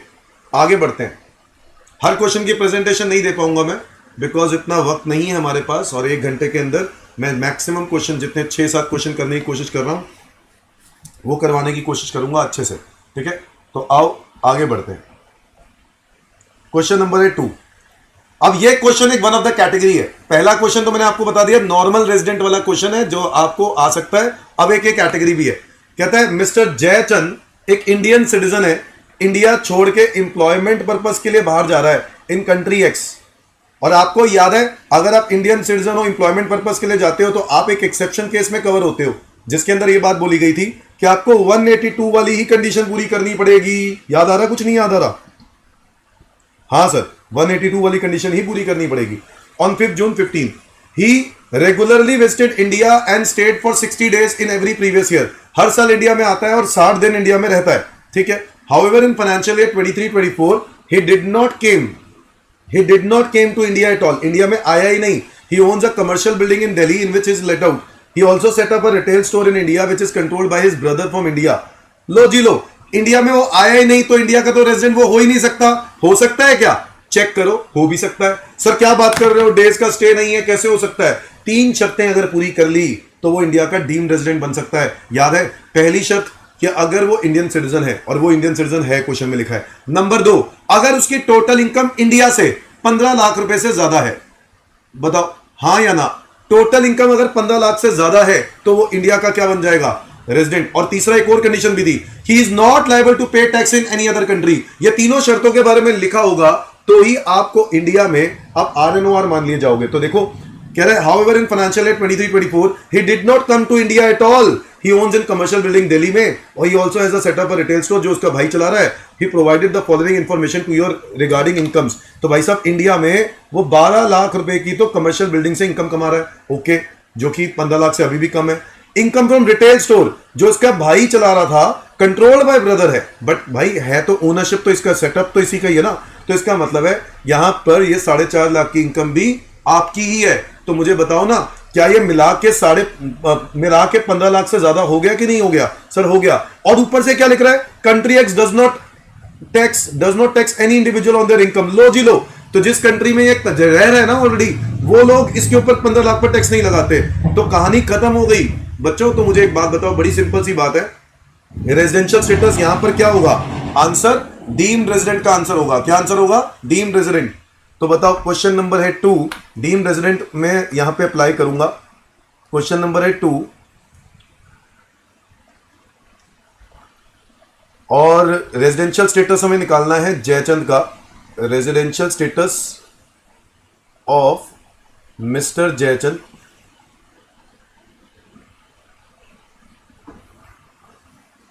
यहां पर मैं लिखने वाला हूं कौन से ईयर के लिए निकाल रहा हूं। फॉर द प्रीवियस ईयर, या असेसमेंट ईयर लिख लो, प्रीवियस ईयर लिख लो 23-24। असेसमेंट ईयर लिखता तो कौन सा लिखता? 24-25। फॉर द प्रीवियस ईयर 23-24, जिसमें मैं सीधा सीधा यहां पर ये बात मेंशन करने वाला हूं, क्योंकि मुझे डे स्टे तो है ही नहीं। Mister Jaichand has not stayed in India, during the previous year 23-24। वो तो इंडिया में रहा ही नहीं। यस और नो? वो तो इंडिया में रहा ही नहीं। सो जयचंद तो इंडिया में रहा नहीं, तो मुझे बता दो ना, अगर वो इंडिया में रहा नहीं तो वो तो रेजिडेंट होना नहीं चाहिए। But as per proviso of section number 6(1), if following condition satisfies, if following 3 conditions satisfies,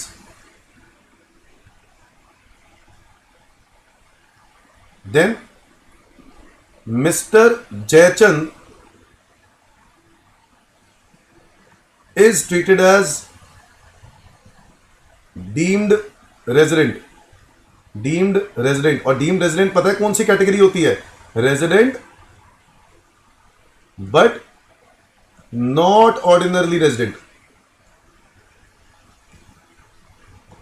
है ना? Resident but not ordinarily resident. तो अगर वो तीनों कंडीशन पूरी हो जाए, अब वो तीन कंडीशंस क्या हैं बताओ। सबसे पहली कंडीशन तो ये है कि he is an Indian citizen.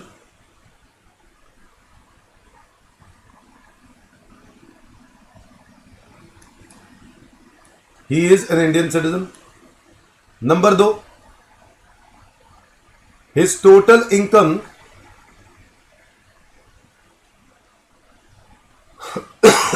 From India exceeds ₹15 lakh. उसकी इनकम इंडिया में 15 लाख से ज्यादा है। और नंबर 3, ही इज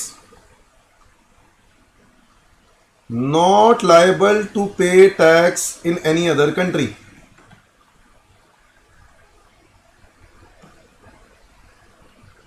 तो गवर्नमेंट का बड़ा सिंपल सा मुद्दा है, बड़ा सिंपल सी बात करता है। हाँ बेटा, वही प्रोवाइजो ही तो है ना ये अनमोल। सेक्शन 6(1) प्रोवाइजो ही है, जो बेसिकली एक्सेप्शन के नाम से सेक्शन 6(1) एक नया अमेंडमेंट आ गया। ठीक है, तो as per proviso section proviso लिख सकते हो आप, कोई दिक्कत नहीं है। अब मुझे बताओ, यहां पर he is not liable to pay tax in any other country. अगर he is not liable to pay tax in any other country, क्या ये तीनों शर्तें पूरी हो रही हैं? हाँ, तीनों शर्तें पूरी हो रही हैं। अगर ये तीनों शर्तें पूरी हो रही हैं तो हम लोग क्या लिखेंगे? ही इज, अब बताओ, ये तीनों शर्तें तो पूरी हो रही हैं। मैं यहां पे लिखूंगा since mister Jaichand satisfies all the above conditions,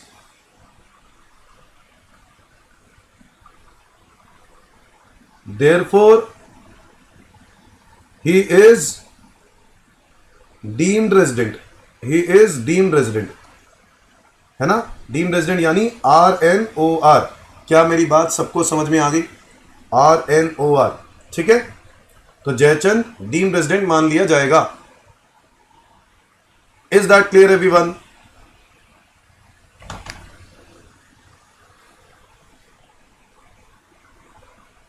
is that clear everyone? अब आप बस इसकी टोटल इनकम दिखा देना कि टोटल इनकम इसकी कितनी बन रही है। आप यहां पे दिखा सकते हो उसकी टोटल इनकम। एक तो है income from commercial building, income from commercial building, commercial building, income from commercial building, और वो कितनी है? वो है 12 लाख रुपए। और एक है income from retail store, income from retail store, ये कितना है? 4.5 लाख रुपए। टोटल इनकम हो गई 16.5 लाख रुपए। डन?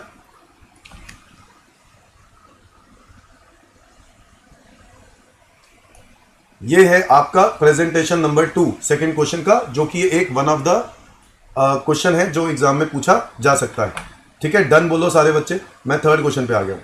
मिस्टर सार्थक एक इंडिविजुअल है, इंडियन सिटीजन है, लिविंग अब्रॉड, दुबई रहता है, टैक्स हेवन कंट्री में since year 2005 and has never came to India for a single day since then they've earn. अब एक भी दिन के लिए वो इंडिया में नहीं आया। अगेन, क्या ये मुद्दा यहां पर भी वो रेजिडेंट हो सकता है? हो सकता है। Income accrued and arise in Dubai not taxable in Dubai. Accrued arise कहां पर? दुबई। अब दुबई वाली इनकम को काउंट करेंगे क्या? नहीं काउंट करेंगे। ठीक है, अभी रेजिडेंशियल स्टेटस निकालना है तो मुझे क्या चेक करना है? इंडिया से उसकी कितनी कमाई है कि नहीं? इंडिया से उसकी कितनी कमाई है? तो पहला वाला केस तो एक्रूड अराइज आउटसाइड इंडिया है, तो ये तो इनकम इंडिया से नहीं है। Income accrued arise in India, ये इंडिया से है कि नहीं है? ये तो इंडिया से है। अच्छा, income deem to accrued arise in India, ये भी इंडिया से है। हाँ बिल्कुल, ये भी इंडिया से है। Income arising in Dubai from profession setup in India. भाई प्रोफेशन सेटअप इन इंडिया, जब प्रोफेशन सेटअप इन इंडिया होता है तो कंट्रोल एंड मैनेजमेंट कहां से होता है? इंडिया से होता है। और कंट्रोल अगर इंडिया है ना, तो भाई ऐसे केस में हम लोगों को क्या पढ़ाया कि कंट्रोलर मैनेजमेंट इंडिया है तो उसको इनकम इंडिया की मानेंगे, इंडिया की मानेंगे ये 20-15 लाख काउंट करने के लिए। तो बताओ क्या ये टोटल इनकम 23 लाख हो गई इंडिया से? यस। 15 लाख से ज्यादा हो गई? यस। आप क्या बाहर हो जहां पे वो टैक्स हेवन कंट्री है? यस। इंडियन सिटीजन हो और इंडिया में नहीं आए हो तो भाई आप यहां पर भी क्या बन जाते हो? इंडिया के रेजिडेंट बन जाते हो। क्या मेरी बात समझ में आ गई? डीम्ड रेजिडेंट बन जाते हो, डीम्ड रेजिडेंट। मैं अब इसका आंसर सीधा सीधा यहीं लिख रहा हूं। Is that clear everyone? और मेरी टैक्सेबल इनकम, बच्चा पूछ रहा है टैक्सेबल इनकम क्या होगी, तो टैक्सेबल इनकम क्या होगी? टैक्सेबल इनकम होगी 5 लाख, 8 लाख और 10 लाख, 23 लाख रुपए जो मुझे टैक्स देना होगा। कितने पर देना होगा? 23 लाख रुपए पर। क्या ये बात सबको समझ में आ गई? बताओ अगला पार्ट क्या कहता है? अगला पार्ट कहता है what would be your answer if income arising in Dubai from the profession setup in India is 2 lakh instead of 10 lakh. अगर 2 लाख होता तो अगर ये 2 लाख होता तो ये 2 लाख होता तो टोटल होता 15 लाख। और क्योंकि हमें 15 लाख से ज्यादा इनकम देखनी होती है, 15 लाख नहीं 15 लाख से ज्यादा देखनी होती है, इसलिए यहां पर आंसर मेरा क्या बन जाता पता है? Non resident. क्या हो जाता? Non resident. यस और नो? यहां पर मेरा आंसर नॉन रेजिडेंट हो जाता क्योंकि हमें देखनी है इनकम एक्सीडिंग 15 लाख। क्या होनी चाहिए? Income exceeding 15 lakh.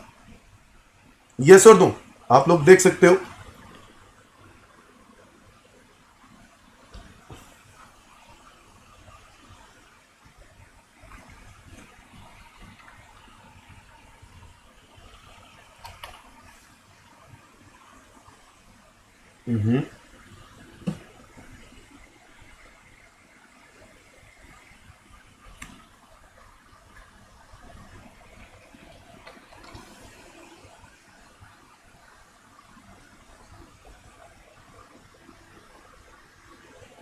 ये रहा, ये देखो यहां पर हम लोगों ने रेजिडेंशियल स्टेटस जो पढ़ा है, मैं सीधा वहीं से दिखा देता हूं आपको। यहां पर जो हम लोगों ने ये बात पढ़ी है डीम्ड रेजिडेंट की, ये यहां से पढ़ी थी डीम्ड रेजिडेंट की। और सब बच्चों को ये बात की क्लैरिटी होनी चाहिए, इस पर एग्जाम में जरूर पूछा जा सकता है, याद रखना है आप लोगों को।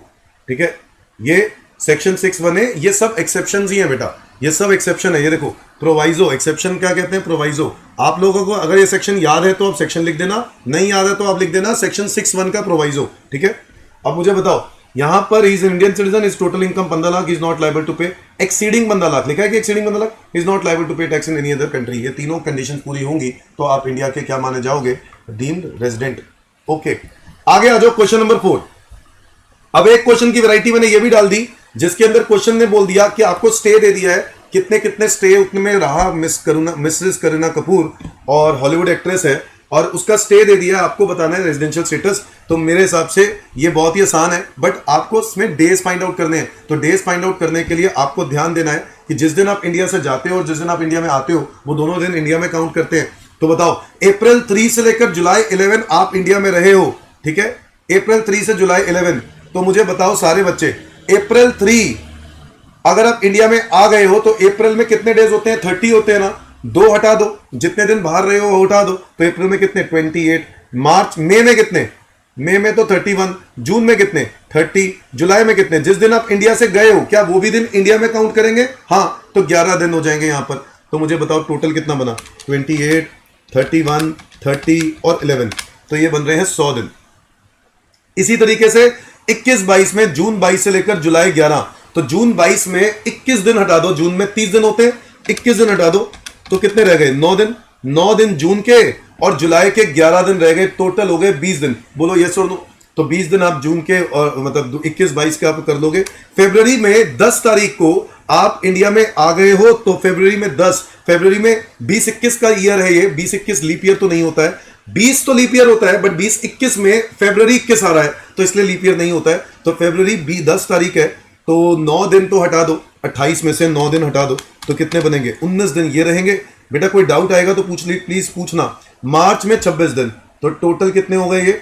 19 + 26, ये हो गए 45 दिन। कितने हो गए? 45 दिन। सितंबर 7 से मार्च 26, सितंबर 7 से बाहर हो आप, सितंबर 7 है तो इसका मतलब है सितंबर में 30 दिन होते हैं। बोलो यस और नो? और सितंबर में 6 तारीख, 6 दिन हटा दो, 30 - 6 तो ये हो गए 24। सितंबर में 24, अक्टूबर में आप लोग ले लोगे कितना? अक्टूबर में कितना लोगे? 31। नवंबर में कितना लोगे? 30। दिसंबर में कितना लोगे 31, जनवरी में 31, फेब में ये 19-20 है, अच्छा तो फेब में 28 वो 29 होगा और मार्च में 31, ये बनेंगे total 24 plus 31 plus 30 plus 31 plus 31 plus 29 plus 31, ये बनते हैं 207 दिन। लो जी लो, ठीक है। 18-19 में ये 18-19 का दिया हुआ है, 18-19 का स्टे कितना दिया हुआ है 17 मई से सितंबर 30, तो मई में होते हैं 31 दिन और 17 दिन, 17 तारीख को आप इंडिया में आ गए हो तो 17 को छोड़ देते हैं, 31 माइनस 16 कर दो तो 15 दिन हो गए मई में जो आप रहे हो। इसके अलावा जून में हो गए 30, जुलाई में हो गए 31, अगस्त में हो गए 31, सितंबर में हो गए 30, तो मुझे बताओ टोटल स्टे कितना हुआ 15 प्लस 30 प्लस 31 प्लस 31 प्लस 30, ये हो गया 137 डेज, 137 डेज। 3 अप्रैल से जुलाई 11, ये हमने पहले भी निकाल लिया था ना, 100 दिन ही था शायद, ये भी 100 दिन है, ये भी 100 दिन है, ये भी 100 दिन है और ये भी 100 दिन है। अब ये क्यों निकाला है हम लोगों ने ऐसा, क्योंकि ना इसके बिना मार्च 26 है तो ठीक तो किया मैंने, अच्छा ज्यादा ले लिया, मार्च 26 है मैंने ज्यादा ले लिया, सॉरी गलती से कर दिया, इसको ठीक कर लेते हैं, मार्च 26 है बेटा, तो ये कितना हो जाएगा 5 दिन और निकाल दो ना, कितना हो जाएगा 26 है तो 26 दिन लेना था, 5 माइनस कर दो, 202 दिन हो गया, 202 दिन हो गया, ठीक है। इसको काट देना, इसको 26 कर देना, ठीक है। अब बताओ यहां पर बाकी सब ठीक है, बाकी सब ठीक है 100-100। अब मुझे बताओ ये स्टे निकालने के बाद अब मुझे चेक करना है रेजिडेंशियल स्टेटस क्या है। प्रीवियस ईयर 22-23 में आपका स्टे 100 डेज है, तो भाई 60 डेज और मोर तो हो गया, पिछले 4 सालों में 365 होना चाहिए ना, तो ये है 20, 45, 202 और 137, चेक करें 20 प्लस 45 प्लस 202 प्लस 137 तो 365 से ज्यादा बनते हैं। तो भाई ये बात तो क्लियर हो गई कि 22-23 में ये रेजिडेंट है। अब रेजिडेंट चेक करने के बाद क्या चेक करना है कि वो ROR है या वो RNOR है। इसके लिए क्या करेंगे बताओ, ROR RNOR के लिए हम लोगों को देखना पड़ेगा पिछले 7 सालों में 730 दिन या 2 प्रीवियस ईयर में रेजिडेंट आउट ऑफ 10 प्रीवियस, दो या नहीं दोनों के दोनों। अब मुझे बताओ 7 सालों में 730 दिन बन रहे हैं क्या, इस ईयर को छोड़ना पड़ेगा, इससे पहले के 7 साल 1 2 3 4 5 6 7 यहां तक देखना है। तो मुझे बताओ यहां तक बने 20 plus 45 plus 202 plus 137 plus 100 plus 100 plus 100, ये बन रहे 704 दिन। तो answer very clear, resident but not ordinarily resident. क्या आंसर होगा, resident but not ordinarily resident. Is that clear everyone? क्या ये बात सबको समझ में आती है? ओके, RNOR आंसर आ गया मेरा, RNOR। आगे बढ़े, चलो इंसिडेंस ऑफ टैक्स। तो बच्चों वन ऑफ द क्वेश्चंस और कैटेगरी जो अगर आप मुझसे पूछोगे तो कौन सी कैटेगरी के क्वेश्चंस पूछे जा सकते हैं, वो है इंसिडेंस ऑफ टैक्स। सुनना, इंसिडेंस ऑफ टैक्स में हम लोगों ने पढ़ा है, क्या पढ़ा है बताओ, ROR RNOR और NR। अगर आप इनकम एक्रूराइज इंडिया में करते हो तो आपको तीनों में टैक्सेबल है, ROR RNOR और NR। इनकम रिसीव इंडिया है, तीनों को टैक्सेबल है। Income accrue arise outside, receive outside but control India है, तो ROR और RNOR को टैक्सेबल है। इनकम एक्रूराइज भी outside, receive outside, control outside, सब कुछ आउटसाइड है, तो क्या करेंगे, सिर्फ ROR को टैक्सेबल है। और अगर चारों चीजें, तीनों चीजें आउटसाइड है बट बिजनेस पार्टली, बिजनेस जो है वो आप कंपेयर कहां से कंट्रोल कर रहे हो, मतलब सॉरी पुराने प्रॉफिट्स को इंडिया में रेमिट कर रहे हो, तो क्या करेंगे, ऐसे केस में वो इनकम टैक्सेबल हो जाएगी, सॉरी नॉन टैक्सेबल हो जाएगी। तो ऐसे केस में तीनों को नॉन टैक्सेबल हो जाएगी। पांचवा केस क्या था कि अगर आप बाहर से कमाते हो, बाहर ही रिसीव कर रहे हो, कंट्रोल भी बाहर है बट पुराने प्रॉफिट्स को इंडिया में भेजा, रेमिटेंस करने पर कोई टैक्स नहीं लगेगा, तीनों को non taxable.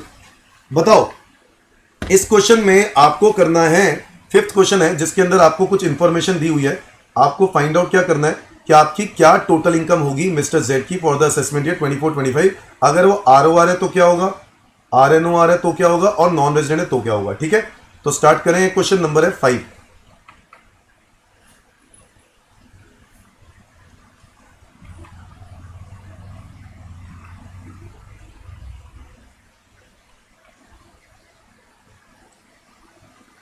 Computation of gross total income. तो computation of gross total income यानी GTI of mister mister Z, ठीक है, कौन से ईयर के लिए निकाल रहे हैं? For the assessment year 2024-25। अब मुझे बताओ इसमें कौन कौन सी कैटेगरी आ गई? एक तो आ गया, इसको एक साथ ही सॉल्व कर देंगे, ठीक है ना। एक आर ओ आर आ गया, एक आ गया आर एन ओ आर, और एक आ गया एन आर, नॉन रेजिडेंट। यहां पे आ गया पर्टिकुलर्स,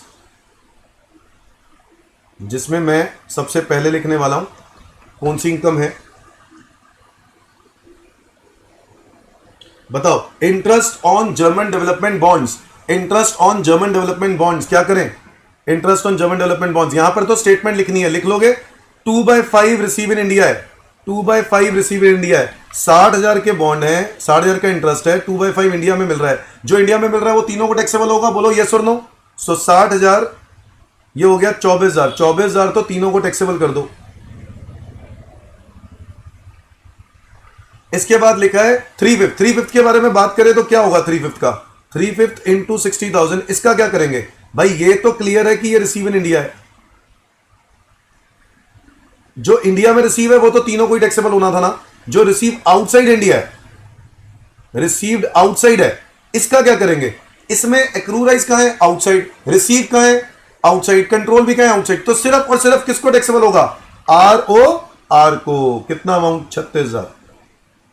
क्योंकि गवर्नमेंट कहता है ना कि भाई अब तू कहीं से भी कमा, अगर तू इंडिया का आरओआर है ना, कहीं से भी कमा, ऑस्ट्रेलिया से, जर्मनी से, ब्राजील से, रशिया से, यस और नो, आसमान से कमा या पाताल से, या फिर कमा अफ्रीका के जंगलों से, टैक्स कहां देना होगा?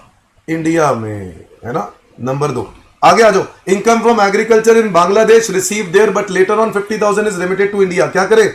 एक्रूराइज कहां हुआ? बाहर। रिसीव भी कहां हुआ? बाहर। कंट्रोल भी कहां है? बाहर है। सब कुछ बाहर है।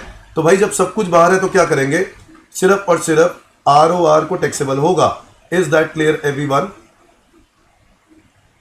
Is that clear everyone? तो भाई ये हो गया मेरा सेकंड पार्ट। मैं आ गया हूं थर्ड पार्ट पे, ध्यान से देखना। अगला point, income from property in Canada. Income from property in Canada receive outside India. Property कहां पे है? बाहर। तो एक्रूराइज कहां हुआ? बाहर। रिसीव कहां हुआ? बाहर। कंट्रोल भी कहां है? बाहर। सब कुछ बाहर है भाई। इससे कोई फर्क नहीं पड़ता कि आपने वो भेजा, इंडिया में भेज दिया, रेमिटेंस है। रिसीव तो बाहर ही किया ना।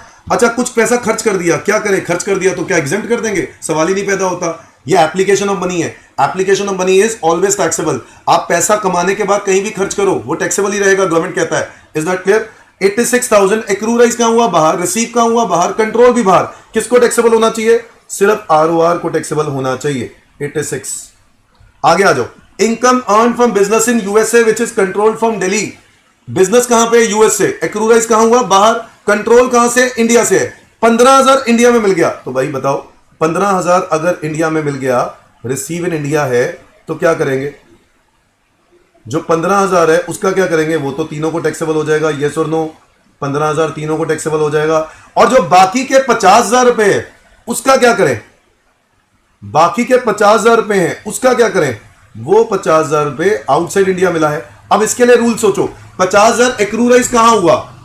एक्रूराइज कहां हुआ? आउटसाइड। रिसीव कहां हुआ? आउटसाइड। कंट्रोल कहां से है? दिल्ली से। दिल्ली मतलब इंडिया। तो 50,000 जो दिल्ली से है तो आरओआर और आरएनओआर को टैक्सेबल होगा। तो 50,000 यहां पर आएगा और 50,000 यहां पे आएगा। समझ में आ रहा है? पॉइंट नंबर है 5। मुझे बताओ, dividend paid by foreign company. Foreign company है तो एक्रूराइज कहां हुआ? बाहर। रिसीव कहां हुआ? इंडिया। एक्रूराइज बाहर, रिसीव इंडिया। तो रिसीव इंडिया हो जाए ना, तो टेंशन क्यों लेनी है? तीनों को क्या कर देंगे? टैक्सेबल कर देंगे। 46,500। सिंपल सी बात है भाई। देखो रूल्स समझ लो। एक्रूराइज इंडिया हो जाए, तीनों को टैक्सेबल। रिसीव इंडिया हो जाए, तीनों को टैक्सेबल। एक्रूराइज बाहर, रिसीव बाहर। कंट्रोल इंडिया से हो तो दो को टैक्सेबल, आरओआर और आरएनओआर को, रेजिडेंट्स को टैक्सेबल बेसिकली। और अगर तीनों ही सब कुछ ही आउटसाइड हो, एक्रूराइज भी बाहर, रिसीव भी बाहर, कंट्रोल भी बाहर, तो सिर्फ आरओआर को टैक्सेबल, क्योंकि आरओआर को तो टैक्स देना ही पड़ेगा। आरओआर सिर्फ तभी बच सकता है जब इनकम बाहर से कमाई हो, बाहर ही रिसीव हुई हो, और कंट्रोल भी बाहर हो, बट पुराने सालों के प्रॉफिट इंडिया में भेजे हो। पुराने सालों के प्रॉफिट पे टैक्स इंडिया में अब नहीं लगेगा, तो उस केस में तीनों को नॉन टैक्सेबल करना है बस। नंबर 6 पे आ गए हम। अगला पॉइंट, ये देखो पास्ट वाली बात हुई, पास्ट वाले ही आ गया सामने, तो ये क्या करेंगे? इसको किसी को भी टैक्सेबल नहीं करेंगे। पुराने सालों के प्रॉफिट हैं, पुराने सालों का ही हिसाब है, ये रेमिटेंस है। रेमिटेंस मतलब पैसे भेजना होता है, रिसीव करना नहीं। नंबर 7 मुझे लिखा है प्रॉफिट फ्रॉम बिजनेस इन चेन्नई। चेन्नई कहां है? इंडिया में ही तो है, तो एक्रू राइस इंडिया हो गया। बताओ यस और नो। तो 27,000 तीनों को क्या हो जाएगा? टैक्सेबल हो जाएगा।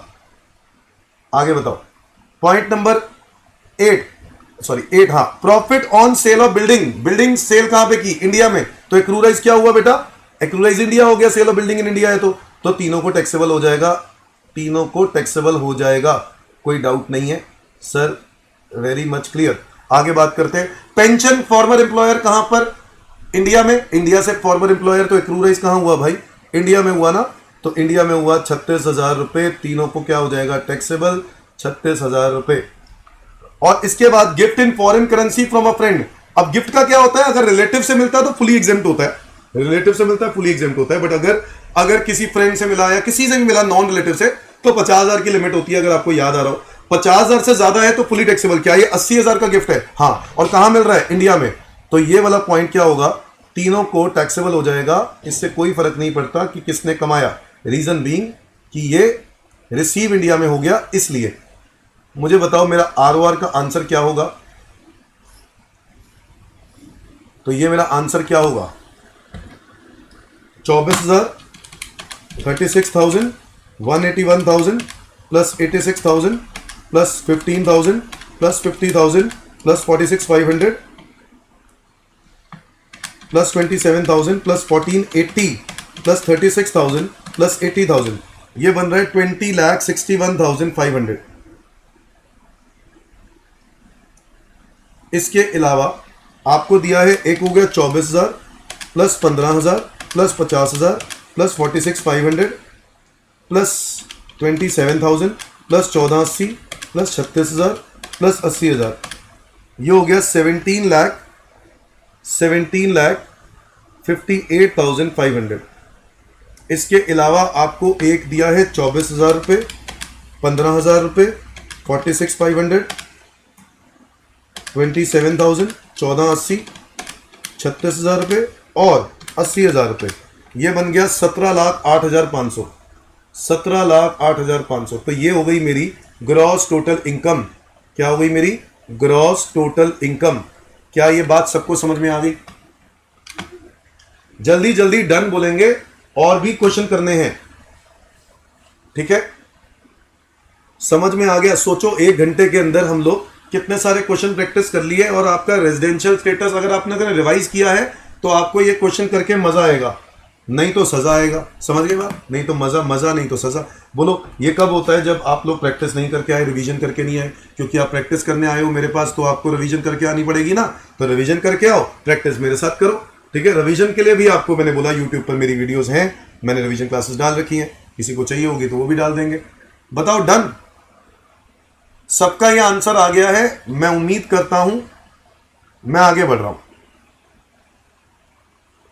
अगला क्वेश्चन है, compute GTI in the hands of mister, in the hands of an individual, in the hands of an individual if he is ROR and NR. मतलब 2 ही आंसर निकालने हैं, या तो वो आरओआर है तो क्या होगा, या वो एनआर है तो क्या होगा, ठीक है? आरओआर है तो क्या होगा, एनआर है तो क्या होगा। मैं यहीं पर कर दूंगा इसको। मुझे बताओ interest from German derivative bonds. बताओ, बड़ा ही आसान है। 21,000 1/3 रिसीव इन इंडिया। क्या कर दूं भाई? इंडिया रिसीव इंडिया में हो भी तब भी, वैसे तो 1/3 कर, जैसे क्वेश्चन में दिया ना 1/3 दिया, तो वैसे ही करो, ज्यादा कंफ्यूजन ही नहीं। 1/3 रिसीव इन इंडिया तो 7,000, तो 3 7 21 ना, 7,000 हो गया, दोनों को टैक्सेबल। यस और नो? 1/3 वाला पॉइंट, 1/3 वाला पॉइंट सबको समझ में आया? क्या 1/3 वाला पॉइंट सबको समझ में आया? 1/3 वाला तो ये हो गया। 2/3 की बात करें तो 2/3 का क्या करेंगे? 2/3 इज रिसीव आउटसाइड इंडिया। तो एक्रू राइस कहां हुआ? आउटसाइड। रिसीव कहां हुआ? आउटसाइड। कंट्रोल कहां है? आउटसाइड। जर्मन बॉन्ड्स है ना, तो बाहर एक्रू राइस है, रिसीव भी बाहर है, कंट्रोल भी बाहर, सब कुछ बाहर है। तो मुझे बता दो, ये 14,000 रुपए आरओआर को तो टैक्सेबल होंगे ही, एनओआर को नहीं होंगे, नॉन रेजिडेंट को नहीं होंगे। यस और नो? नॉन रेजिडेंट को नहीं होंगे। आगे आ जाओ। Income from agriculture land Malaysia. Sir agriculture land से तो इनकम एग्जेम्प्ट होती है, एग्रीकल्चर इनकम इंडिया से कमाई जाए तो एग्जेम्प्ट होती है, ठीक है जी? मलेशिया से कमाई गई है। क्रू राइस कहां है? बाहर। रिसीव कहां है? बाहर। कंट्रोल भी कहां है? बाहर। सब कुछ बाहर। तो क्या करेंगे?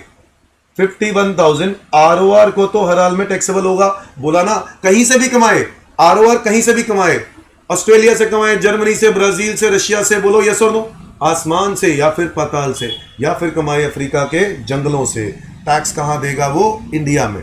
Income earn from business in Dubai, business in Dubai, तो भाई दुबई में बिजनेस है, कंट्रोल इंडिया से है।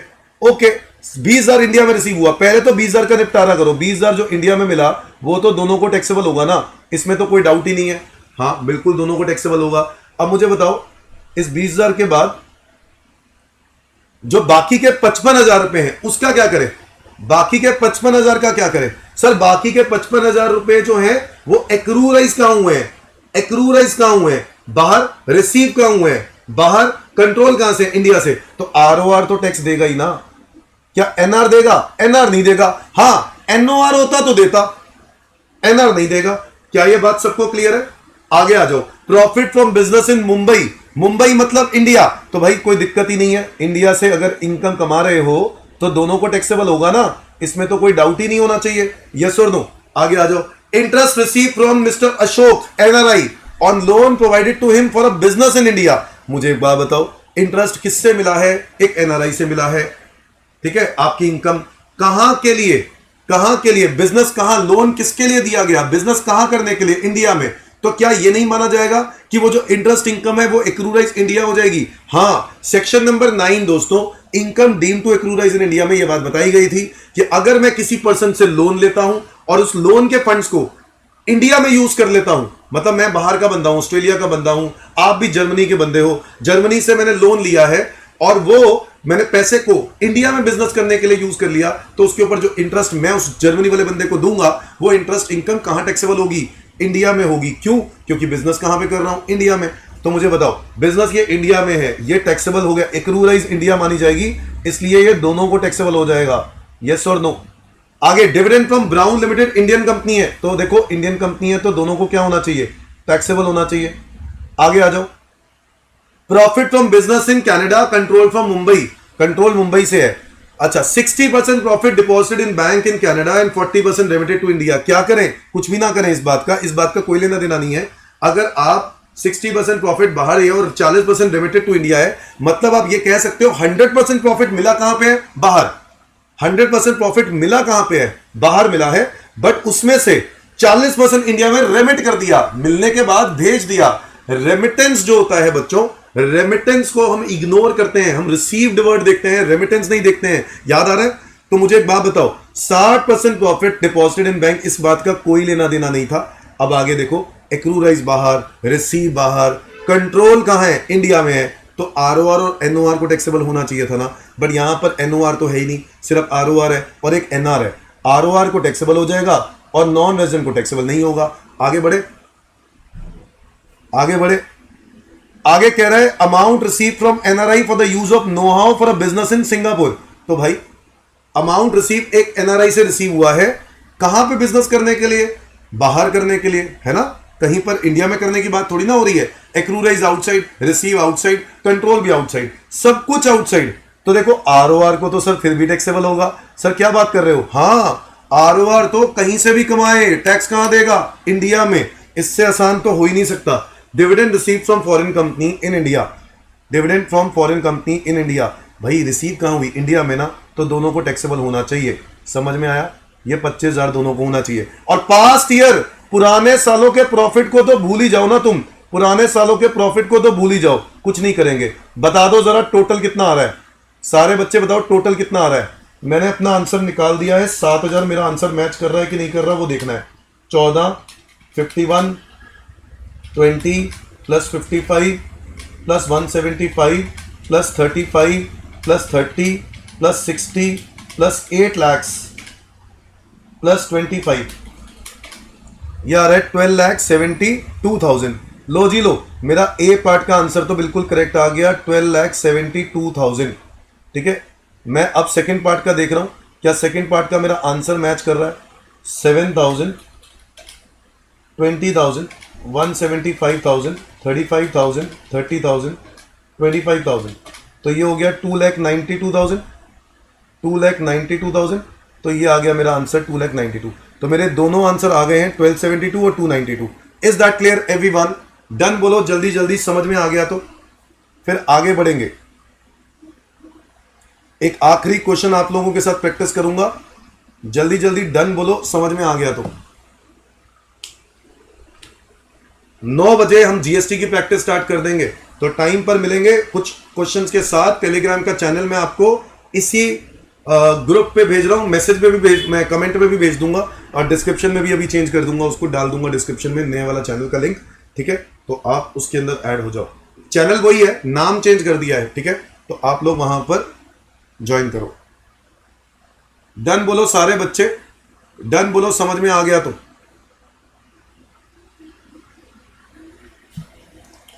जल्दी जल्दी लाइक एंड सब्सक्राइब करेंगे भाई, टाइम पास नहीं करेंगे यहां पर। अगर आप ये मेरी वीडियो देख रहे हो तो लाइक एंड सब्सक्राइब करेंगे और अपने दोस्तों के साथ शेयर भी करेंगे।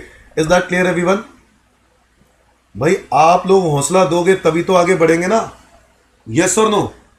अपने फ्रेंड्स के साथ शेयर करना। आगे आ जाओ। Mister X mister Y are the brothers and they earned the following incomes during the financial year 22-23. Mr. X settled in America 1985 and Y settled in Mumbai. Mr. X, अच्छा Y settled in Mumbai, Mumbai में settled है तो बताओ क्या? मुंबई मतलब India. अच्छा, settled in America, ये तो अमेरिका का सेटल्ड है, तो भैया ये तो हो गया नॉन रेजिडेंट। तो ये बात क्लियर नहीं हो गई कि मिस्टर एक्स हो गया नॉन रेजिडेंट और मिस्टर वाई कौन हो गया? ROR। बताओ हाँ कि ना? क्योंकि मिस्टर एक्स जो है वो 20 दिन के लिए हर साल इंडिया में आता है। 20 दिन होते ही क्या है भाई? 20 दिन का मतलब हो गया 60 डेज वाली कंडीशन जो है वो आपकी पूरी हो नहीं पा रही होगी, 182 वाली भी पूरी नहीं हो पा रही। तो ऐसे केस में तो आपका आंसर क्या रहेगा? नॉन रेजिडेंट ही रहेगा। तो मिस्टर एक्स हो गया नॉन रेजिडेंट, मिस्टर वाई हो गया ROR।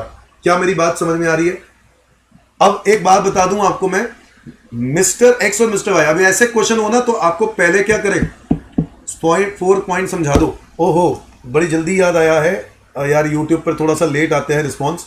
प्रॉफिट फ्रॉम बिजनेस इन मुंबई, अमरजीत ध्यान से सुनो। प्रॉफिट फ्रॉम बिजनेस इन मुंबई, मुंबई बेटा क्या मुंबई इंडिया में है? बताओ अमरजीत, क्या मुंबई इंडिया में है? हाँ इंडिया में है तो क्या होना चाहिए? इंडिया में है तो क्या होना चाहिए? टैक्सेबल होना चाहिए। दोनों को होना चाहिए, ROR को भी और RNOR को भी। बोलो यस और नो? ROR और NOR दोनों को टैक्सेबल होना चाहिए कि नहीं? जी हां, दोनों को टैक्सेबल होना चाहिए। समझ में आ रहा पॉइंट?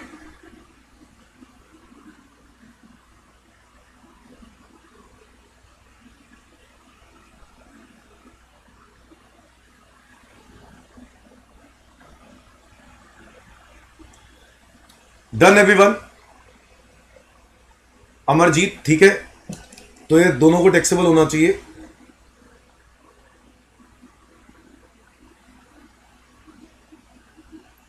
हाँ, तो मैं ये कह रहा था इस क्वेश्चन में आपको पहले रेजिडेंशियल स्टेटस निकालना होगा और फिर इसके बाद ये क्वेश्चन सॉल्व करना होगा।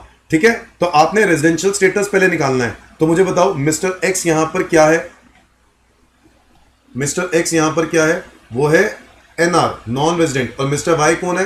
ROR। ठीक है, तो आपका आंसर इस तरीके से निकलेगा, यानी आप पहले निकाल लो आंसर एक्स का जो कि है क्या?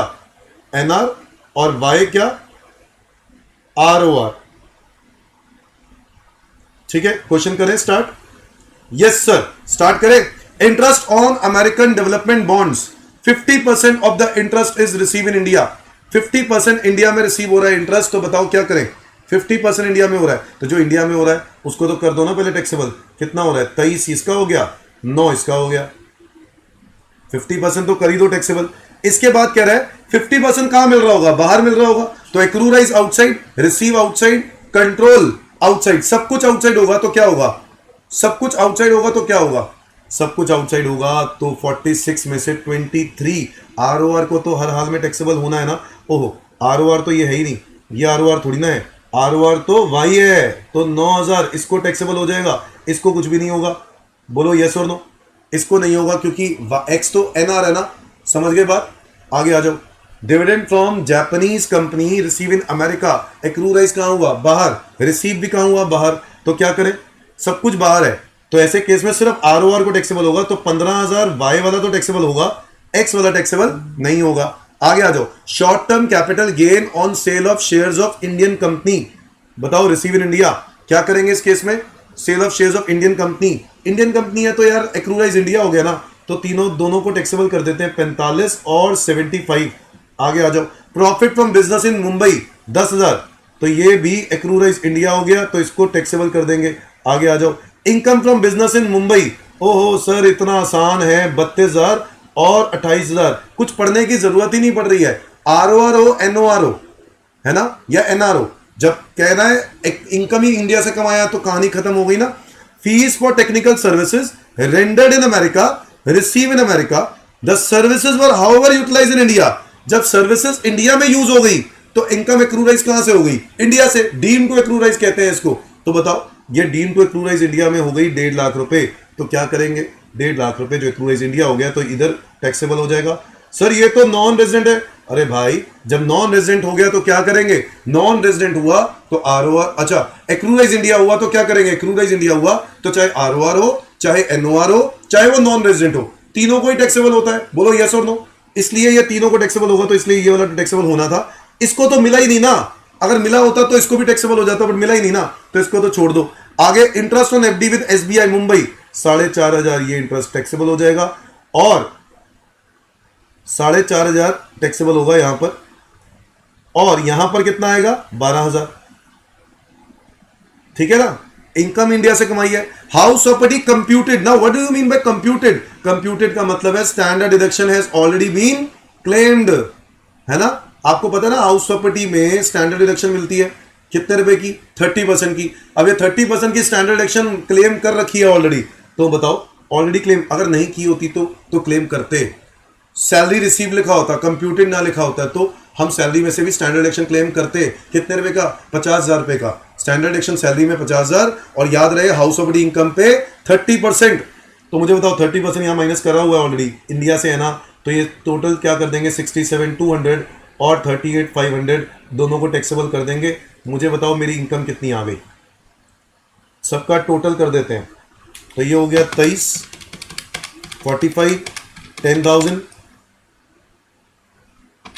32, 1.5 लाख, 4,500, 67,200, ये बन रहा है 3,31,700 आ रहा है आपका। और दूसरे पार्ट का क्या आंसर होगा, दूसरे पार्ट का है 9, 9, 15, 75,000, 28,000, 12,000 और 38,500, तो ये हो रहा है 186,500 इज द करेक्ट आंसर। हमारे आंसर बिल्कुल करेक्ट है, बिल्कुल करेक्ट है। मेरी बात सबको समझ में आ गई।